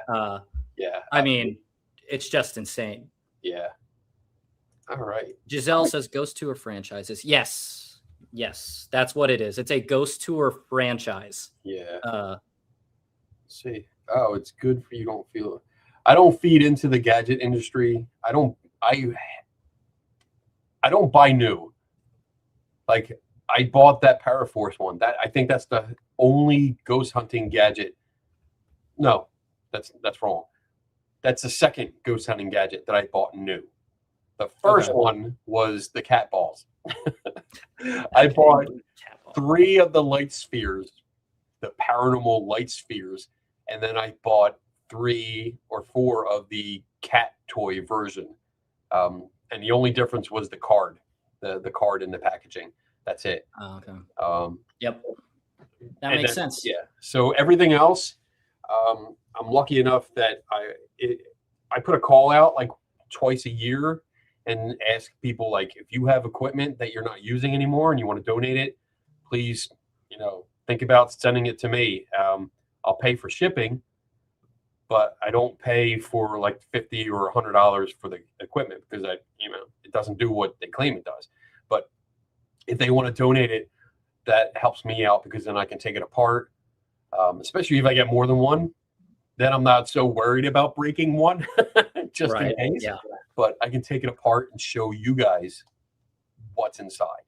And I think that's Kenny, are you telling me that you're not paying full price for the DR60? Is that what I'm hearing? I would never pay. I'm hoping. So I hope that one day, one of these estate sales that I come across, it'll be in a drawer. Because, like a lot of the estate sales I go to, you go into people's houses and you just wander around the house, and you go up and there's always like the spare bedroom. That's the office. And I'm always looking in the drawers of the desk and stuff like that, rummaging through, which you're allowed to. I'm not just being weird, but I'm hoping one day I will find one new in the package and I'll be like, yeah, how much you want for this? I'll give you $5 and I'll have it. But I was lucky enough to have a friend of mine that lives close by that has one, and he loaned it to me. That's why I could make that video. But I would never pay. That's ridiculous. And ever.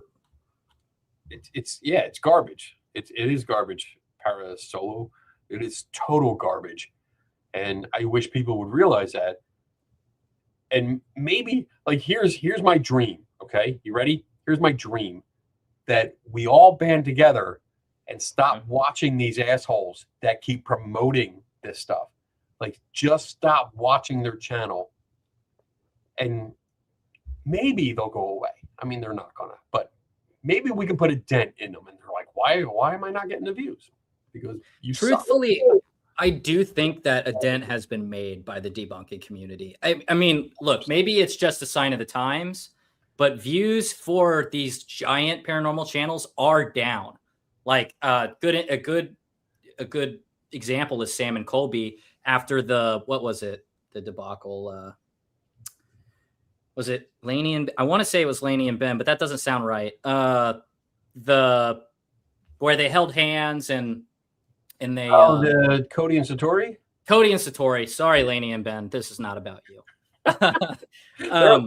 Laney and Ben are their own fakers. I can't quite remember their thing right now, but I remember that, and I think that brought some skepticism to the Sam and Cole, because that got past the debunker community and into the mainstream. And every time something like that happens, I think a big or a sizable chunk of that audience moves and they come over here. And it's only a matter of time before the next, the next situation like that happens. And each time it makes a small dent, or at least as a debunker, that's what I want to believe. Right. And you know what? And that's why it's so important for us to remain professional and remain polite as much as possible. I mean, yeah, we can go off sometimes because it's natural. We need stress relief, but I think it's really, really important that we keep our videos and our message professional, and keep the name calling to a very, very minimum, if at all, and focus on the claims. Don't get personal. Focus on the claims, because I think that shows any viewer, hey, we're investigating these claims. We're not giving into the drama. We're not promoting the drama. We're not trying to, start a fight so everyone watches us, and we can put out a video every day of just nothing but bitching about the other person. Like, focus on the claims, keep it professional. We focus on the work. Like, there are very few people in this community that I openly do not like with a vengeance. Baggins. But well, right. Yeah, I mean, but anyone else, like, I don't really care. I don't care about them. I care about the claims being made. And I think if we focus on them and the education, get that education and information out to people so they learn. And that way we're talking, we're having a conversation, the viewers are learning, and even if they don't consciously do it, they're going to apply what they learned to the next video that they watch. Right. And that little digging, eventually we're going to get through. So I see the Shapes in the chat now. Hey, Shape. Hey. We were just talking about you, but I wanted to say that I thought the way that the Shape handled you. No, we were not. We were not. Kenny's lying. He's lying. Ban him. That's for that Benny Kittle. Okay, that's fair. That's fair. I deserve that. No, we're square. So yeah, so this is a great example. So the Shape put out his initial video and he had gotten some stuff wrong, retracts it, and then makes a hell of a follow-up video and shows even more people, the truth about the Garnett house. I thought it was fantastic. I loved it. Obviously, I'm a little biased because I'm in it, but I thought it was a great example of what a respectable debunker does when he gets the situation not quite right. And and what I said, I think I left a comment and I said that I'm new and haven't had as many opportunities to make a mistake, but when I do, that's the route I want to go. And I think what you're discussing is the route that most debunkers should go. Keep it focused on the claims. Some of it is so outrageous. It's like, okay, yeah, you might as well. But yeah, I think that's great. I saw a question in here. Sorry, what were you saying? There's some people, like I was asked today about Smug Puppy on TikTok, and I know he does YouTube now. And like people like that, I don't bother with anymore. Like, I did a couple of videos where I looked at it, but it's so obvious that they are not only faking, but faking it because they can, and they're making money off of it, that I have no desire to address anything they do. The guy that does Really Haunted, I think it's Really Haunted. The guy that lives in his house alone and he does a lot of Connect videos. Yeah, and films all his. That's always so funny when you have the surveillance cam in every room. I'm like, what are you doing? Like, you're a freak, man. Yeah, exactly. Like, what is going on in your home prior to the paranormal activity? Right. That's what I actually want to know about. Like, and that's just, I don't see any need or necessity to look at what they're doing, because for me, they haven't done anything other than fake shit, and it's just not worth the time. Yeah. I'd rather look at things that are still up in the air, that people are still asking, like, I don't know about this. Like, what do you think about this? That's what I want to focus on, because I think that's the real mystery. That's what interests me too. Like, that's why I was like, I wanted to really jump on the Chubby Cub thing. I looked at it and I went, you know what? I don't know how to explain that immediately. Right. Let me look at it. And the more I saw people kind of talking about it that also had the same questions, I was like, okay, shit. Like, I should probably go take a look at this at the very least. Yeah. Yeah. And being able to have one, I mean, honestly, like, the only critique I think I would have, and it's not your fault, is that your toy doesn't launch like the one at the Garnett house. Okay, I can't take the criticism. Oh, stop crying, you little bitch. No, you're right. Okay. You caught me. They were crocodile tears. You caught me. Yeah, yeah, I noticed that as well. And my thought on it is that it didn't have as much wear and tear. For instance, it's not being set up to roll down a flight of stairs every other day. Yeah. And I think what happens is that has just thrown it out of whack. Crow, actually, he got one as well. And he said his is much closer to what we saw in the original video. Yeah. His is much more prone to just like rolling even on a level surface. Mine did a better job of staying level than the one in the Garnett house. And I do have footage of that. It's going to come out in my next video. I think you saw that part. Yeah, I saw where I compare them both. Okay, cool. Yeah. I didn't know if it was in the right folder when I sent it to you. So yeah, that's cool. I actually thought about getting one of those, but I'm like going back and forth. Like, do I want to spend like $20-$25 and get one? Why?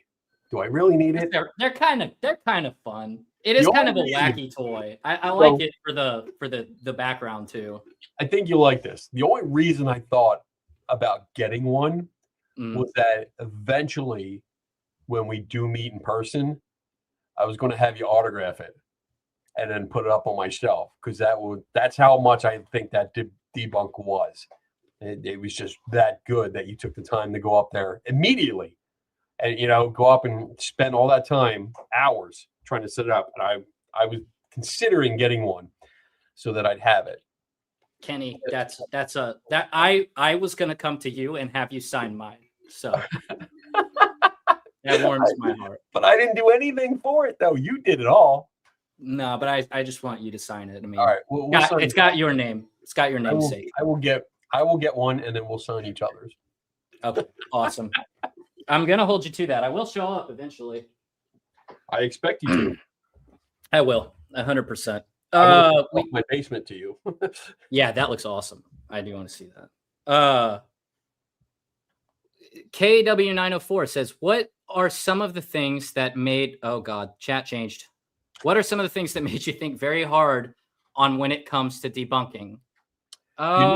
You can put the comments on screen, Ooh. Click on it. Okay, there we go. Okay, yeah, that does help, actually. Oh, no, well, not all those comments. Click on the actual comment on the side. Oh, hold on. I mean, you can leave that up, but no. Show. There we go. Okay. Yep. There we go. I have not used StreamYard. Don't worry. This is my first. I'll get you through it. Thank you. Thank you. Okay. That's a good question. When I first started, I wasn't sure.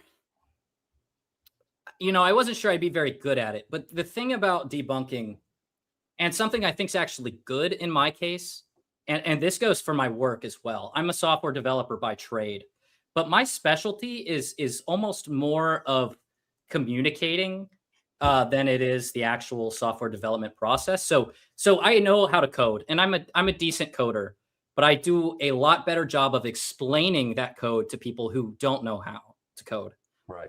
And it's similar for debunking, I think, where you can have these brilliant, I'm just going to throw out the word physicists who could have done this test and proved without a shadow of a doubt that the Weeble will wobble, for lack of a better term.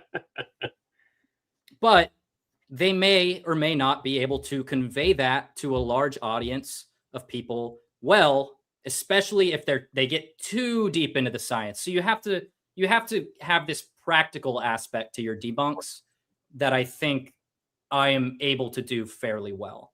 Kenny, what do you think about that? I live by the rule, and this might not be true for really smart people, but I live by the rule that if you can't explain it to the general public, then you don't completely understand it yourself.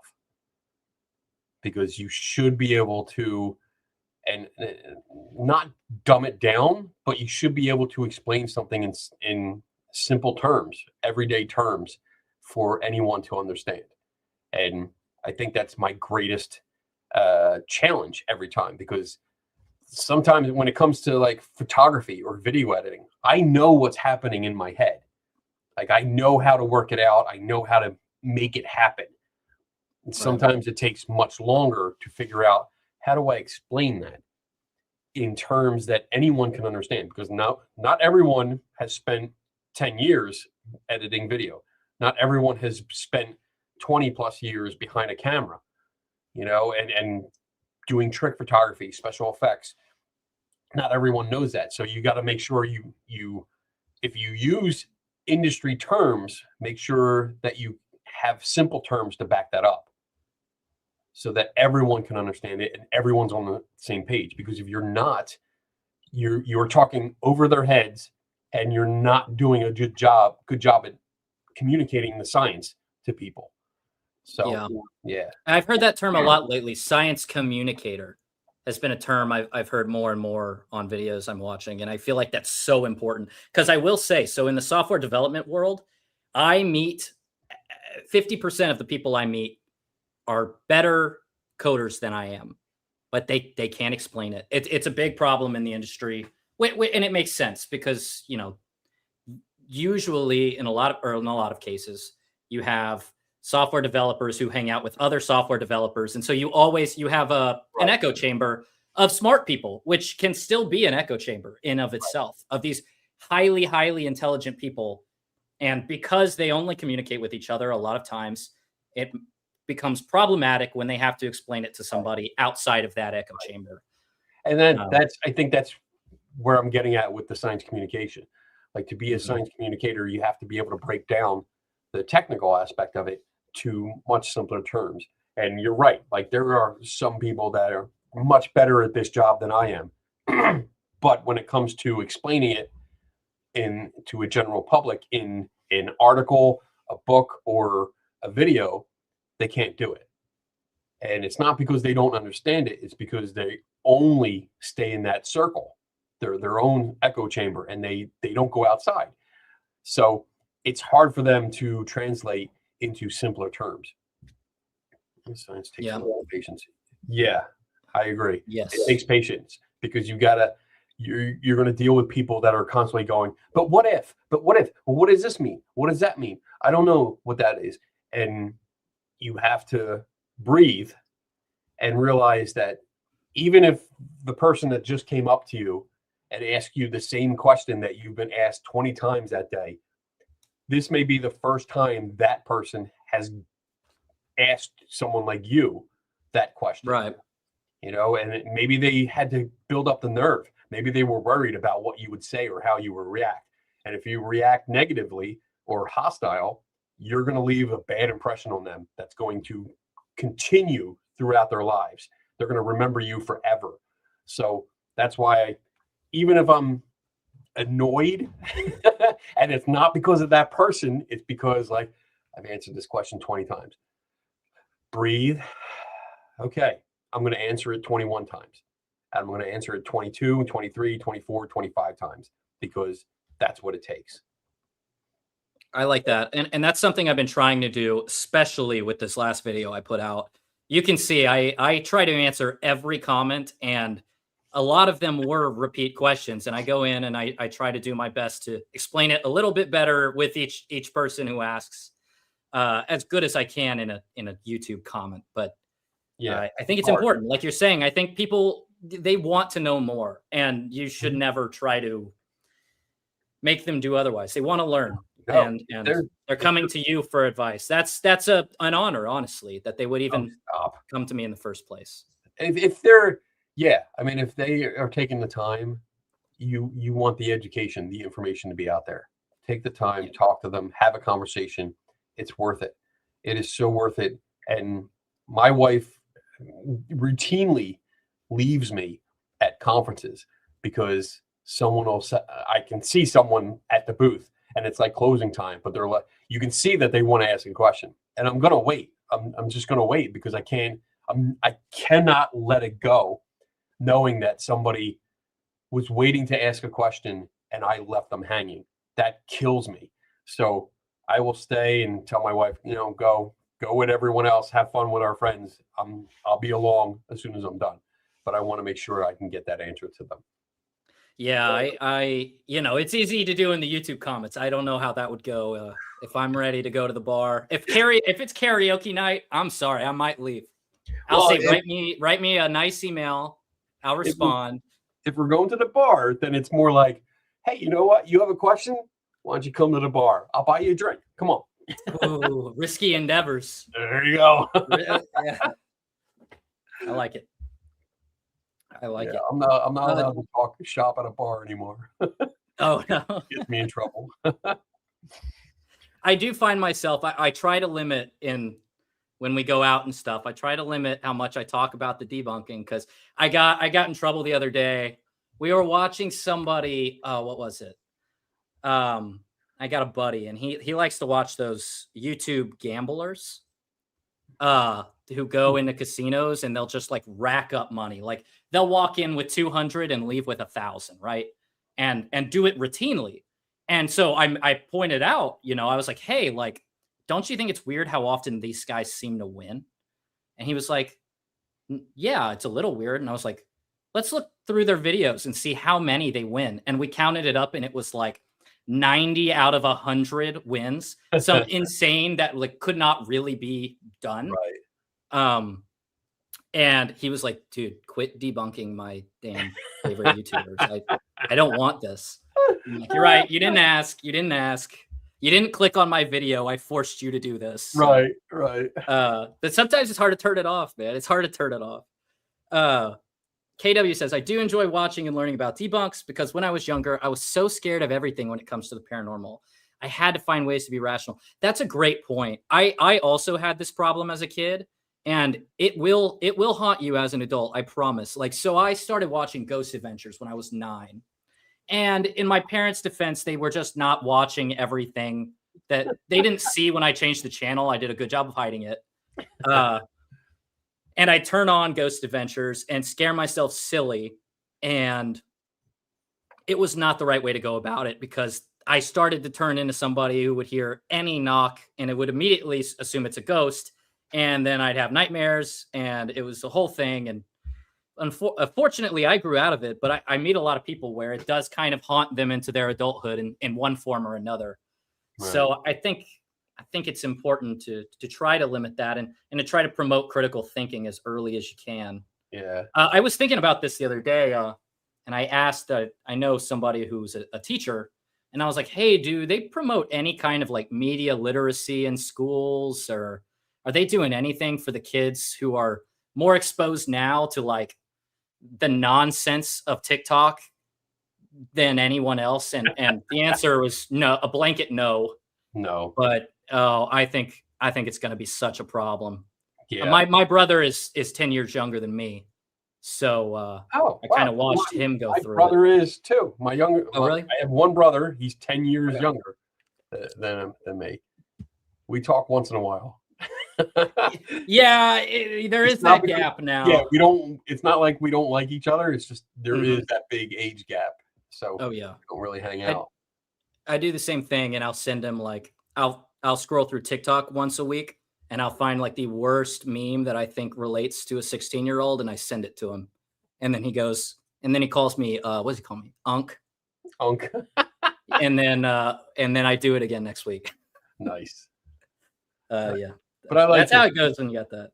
I was never really scared. I was curious. I was curious in the beginning because I was a ghost hunter. I was a ghost hunter for years, and I was excited, and I got that adrenaline rush every time we went to a location because I had read about it.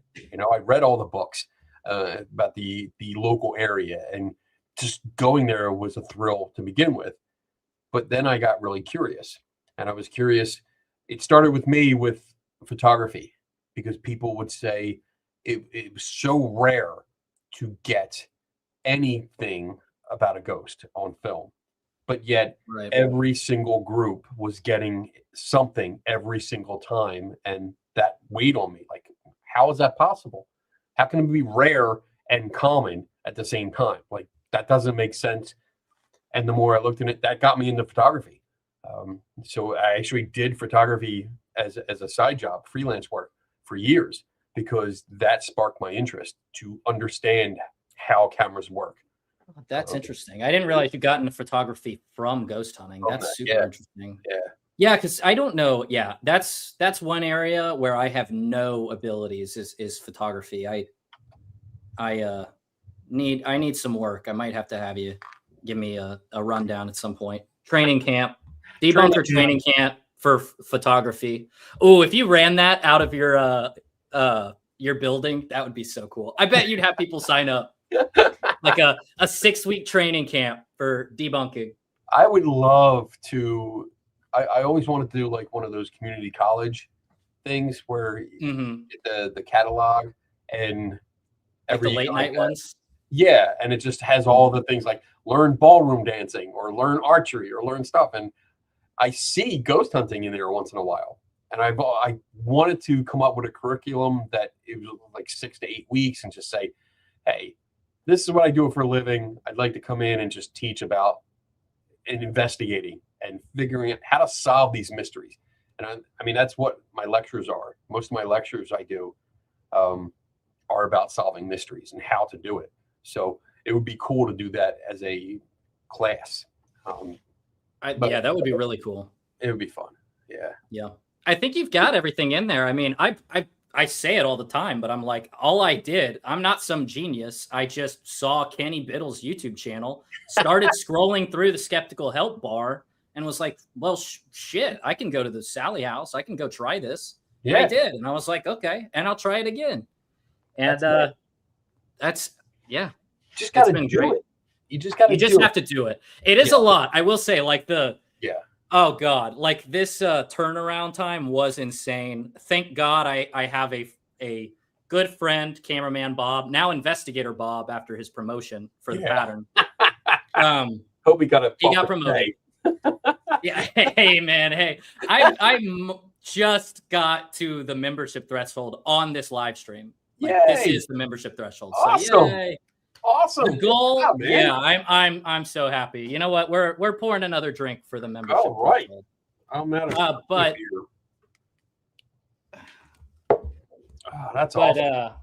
Yeah, I'm super excited. The goal and what anyone who does decide to become a member, all of it is just going to getting to and paying for locations for now.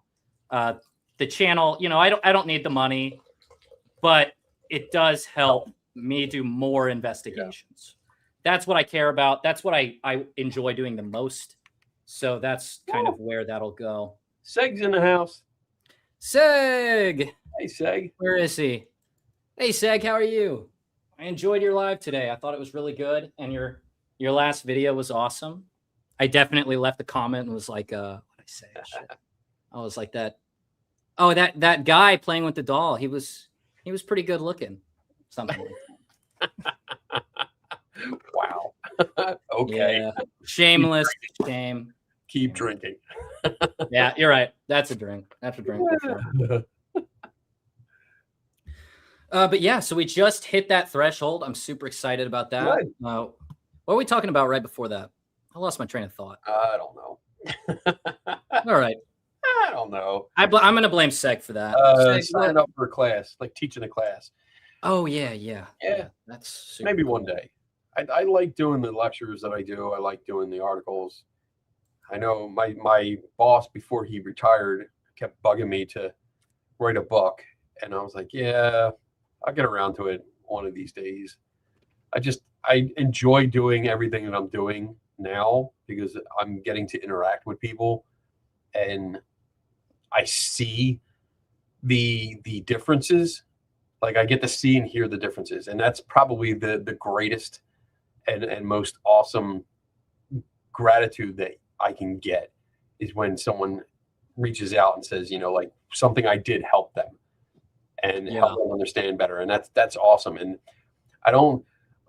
I guess you can get it if you write a book, but it's like, shut up, Seg. I mean, that would be your reading level. So yeah, maybe I'll do that for you. Seg I like Seg. We go back and forth so much, but he is really a good level-headed guy.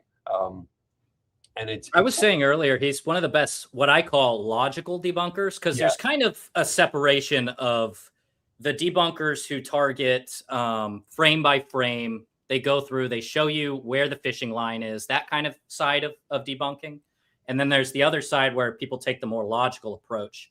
And Seg has a way of conveying that with humor that is just like, it's perfect. And I understand why his channel, took off the way it did. He does think he's funny. That's for sure. Funny, but yeah. I mean, meet him in person. You'll understand. It's all in the edit. Yeah, it's all in the edit. It's not even his voice. Okay, I remember where we were at. We were talking about cameraman Bob. Yes. So Investigator. So I've known Investigator Bob now. Shit. I'm gonna get his title right. He was the one who found the pattern. Now I was rolling it back. I was gonna come to that when I rolled it back, but he did beat me to the punch there. So I'll give him credit. He got his promotion, no doubt. Good. But I don't know how I've convinced him to join me in doing these things because not only did I make the decision in one day when I saw the video of the Weeble Wobble, I booked the trip. I then walked because we live nearby. I walk to his house and I knock on his door and I'm like, Bob, it's time to go. Pack your shit. And, I'm exaggerating a little because we had a week to prepare. But I was like, hey, I'm going. I'd love for you to go. And he's crazy enough to be like, yeah, let's do it. Awesome. And we both have lives and things to do. So then it's a 9-hour drive to Garnett. We get there, investigate from 8 p.m. the whole night to 8 a.m. No sleep, then drive 9 hours back. Damn. And then sleep for like a day and a half. Yeah. It was a bit nuts. That's Law says all hail Investigator Bob. It's true. Yep. Yeah. But I'm really gonna get butthurt when he makes his channel and puts me to shame, but I'll let him. He deserves what though? If that happens, he's not going to put you to shame. You guys are still going to work together, and it's going to be even better because that's growing your network. And that's the beauty of this is that we have a community here, and we know each other, and there's people that we can reach out to. If you're going to a location, you probably will have someone close by that you can call up and say, hey, I need help. And I think any one of the people that watch you on a regular basis would help. And I love that. I'm really touched. Yeah, I thought so. I figured that out because of some of the things you were doing last time I saw you. But anyway, I won't talk about it. I promised. Anyway, but yeah. Funny guy. Yeah, he's a pretty funny guy. He thinks he is. You're right. Yeah. I was trying to remember. I'm getting there. The celebration. All right.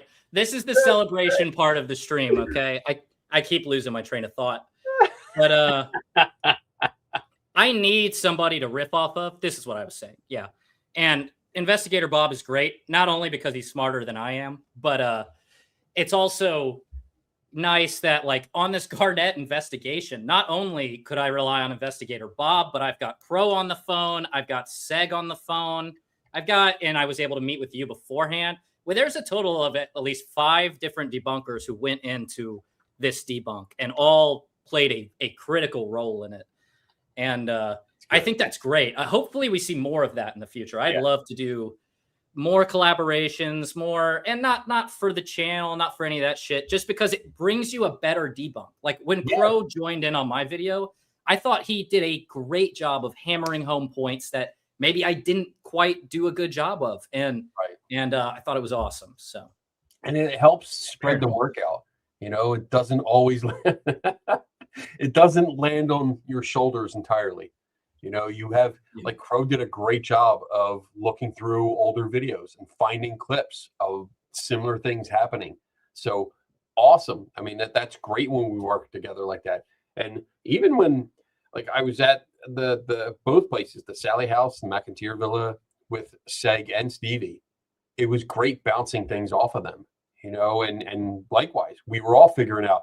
Stevie's the one that's noticed the vent up in the attic in the villa, and we were able to figure out, okay, there's pulley system here. That was an awesome debunk. That one had me floored. That was great, and I was excited about that. But that was because Seg was streaming live, and he wanted to go through the whole place. Stevie noticed the light up top, and my fat ass pulled all the rope. And so, oh, look, started pressing buttons. Pressing buttons. Yeah, I'm not worried about. What does this do? Ooh, yeah, it's not my house. What's going to happen? Stevie is a sweet person. Oh my goodness, so sweet. It was such a pleasure meeting her. It was just, and you know, when you go to a place, you know, you ever been in the situations like usually when we're younger, but where you're up late, you've been drinking. Things are kind of. I can't relate. Oh, I'm sure you can relate. And then you get into these deep conversations where you actually get to know people deeper and more personal level. Like that's what we were doing both nights. And even like we went to the airport and Seg dropped us off, and we had like an hour and a half just to sit and talk. And we talked about our childhoods and growing up and different things that our parents taught us or didn't teach us. And it was just fascinating. And this is because this community, we know each other. Even if we haven't met in person, we all kind of get to know each other. Right. And it's fun to be able to reach out and work with different people and share this experience with everyone. So it's nice. I'm getting all sentimental. Yeah. I love you guys.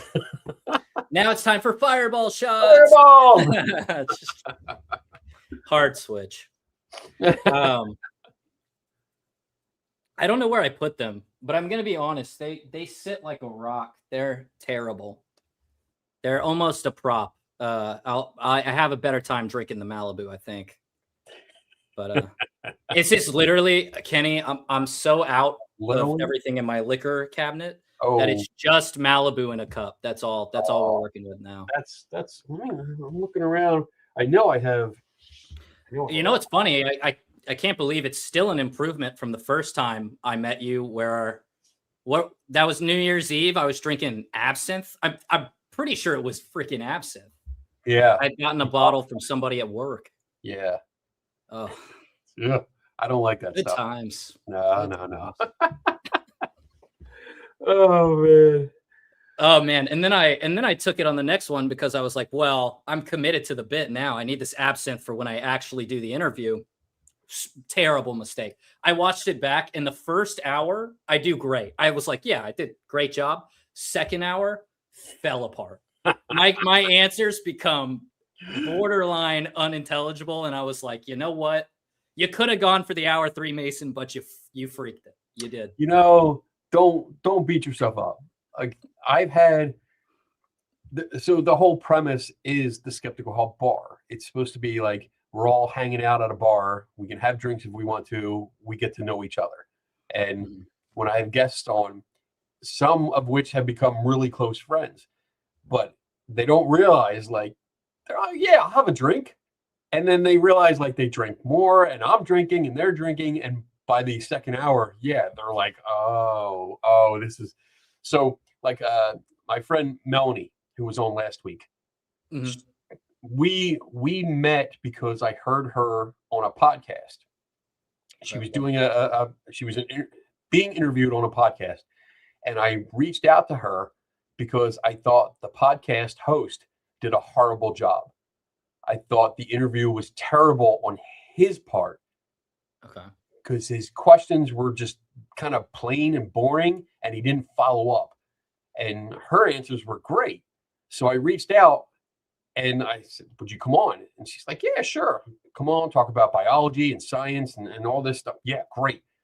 Same thing. I told her, like, you can come on, you can have a drink if you want to. It's optional. You don't have to. But she's like, oh, yeah, I'll have a drink. By the second hour, she was like this. Yeah. And it was hilarious. So much fun. But she's become a great friend. I mean, they just her and her husband were just here, and they stayed for like 3 nights. And they just left yesterday. So beautiful. And that's part of this community, you know. That's why I love it. Oh, I think it also opens you up too, especially if you're somebody like me who doesn't blink. You get a little bit of alcohol in you, that you get a bit more personable, I think. Yeah. You know? Yeah. That camera shyness can go away. But yeah, it's a fine line, and it's a line that I do not walk all that well, I got to be honest. And I've always been that way. You know, I drink, and usually when I drink, I'm drinking so I can sing karaoke. 9 times out of 10, that's why. I love that. I can appreciate that. Yeah. I mean, I drink. I only drink on the show. Like, contrary to popular belief, that's really the only time I drink is on the show. Because I mean, especially if I'm working, no matter where I am. Yeah, you can't. Investigating, I don't do anything. No drugs, no alcohol, nothing like that, because I want to make sure I know what I'm doing. Plus, I'm much more public than I used to be. So when I took this job, I'm in the public eye. I'm doing lectures. I'm going to events as representative of a company, and so I can't do any of that. So I don't get. I mean, except for like New Year's and my birthday, which is coming up in a month. I will get wasted. But other than that, like, nope, I don't do that. I love real moonshine too. Set your calendars, guys. 1 month. Actually, it's it's March 20. Oh shit. It's actually less than a month. It is April 5th. What's your go-to karaoke song? If you had to. Would you karaoke? You a big karaokeer? Some Kind of Wonderful. Okay. That's my go-to. I will get up there and I will sing the shit out of that. It's terrible, but I will. That's the point of karaoke. Yes. If you go up there, actually, I'm going to say this, but I'm a total hypocrite for it, because I do try really hard, and unfortunately, I'm not a very bad singer. So it makes me look like kind of an asshole when we do karaoke, because I'm up there. I'm like, dude, let's all do karaoke. You know, we'll all suck together, but I'm not that bad. And then they're like, dude, why did you? And the truth is, I just really want to sing karaoke. Karaoke in a while. It's so good. The bar scene these days, that not many places do it. I've noticed. Yeah. I've lived in a few towns lately, and you might have 1 or 2 bars that'll do it on a Friday night, and then nothing really. Yeah, I mean, I have the local bar that I go to that I can walk to, which is nice, because you know, that is nice. Like Cheers, they all know me there, which is nice. You go in, and that doesn't have karaoke at all. I mean, I haven't seen a karaoke bar in years, so it's a shame though. And I also love dueling piano bars too. I do like that. You see those on cruises still a lot, I've noticed. I went on a couple cruises a few years back, and they do a lot of dueling piano. I honestly, if you're gonna go on a vacation, don't do a cruise. Just go somewhere, because you never know who's on the boat with you. It becomes like it's a weird vibe a lot of times, especially now, because you have groups of people who are there to party, get as drunk as possible, and that's great. And then you have this crowd that like just wants to relax and enjoy their vacation, and more often than not, they're like fighting on the cruise. Yeah. And then you have the cruise horror stories lately, those put me off entirely. I don't do them anymore for those horrific cruises of the last 3 or 4 years. Yeah, I have never been on a cruise, mostly because like I can swim. I actually was a competition swimmer when I was younger. That's your reason for not doing cruises? No, I mean I can swim. I won medals. I can swim my ass off. But the idea of being out in the middle of nowhere, surrounded by water and lots of things that want to eat me, no, I'm good. But I would consider it depending on the cruise, because now like I'm a big Stargate fan. I love Stargate. Not as much as Star Wars, but I love Stargate. And I just heard that they're doing a Stargate cruise. I think next year. So I'm thinking about like, maybe because Richard Dean Anderson and everyone that was on the series is going to be there. And I'm like, oh, maybe I'll do that. I don't know. We'll see though. My wife. I like the idea of a themed cruise.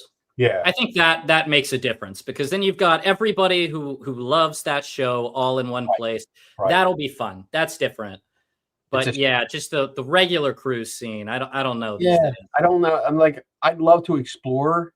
And one of the problems between my wife and I with like vacationing is that we don't actually vacation. Like it's always a work vacation for me, because I'm always looking for where can I investigate. Where's the local historical society and all this? So I'm constantly like thinking, I'm going on vacation. I'm going to work because I love what I do.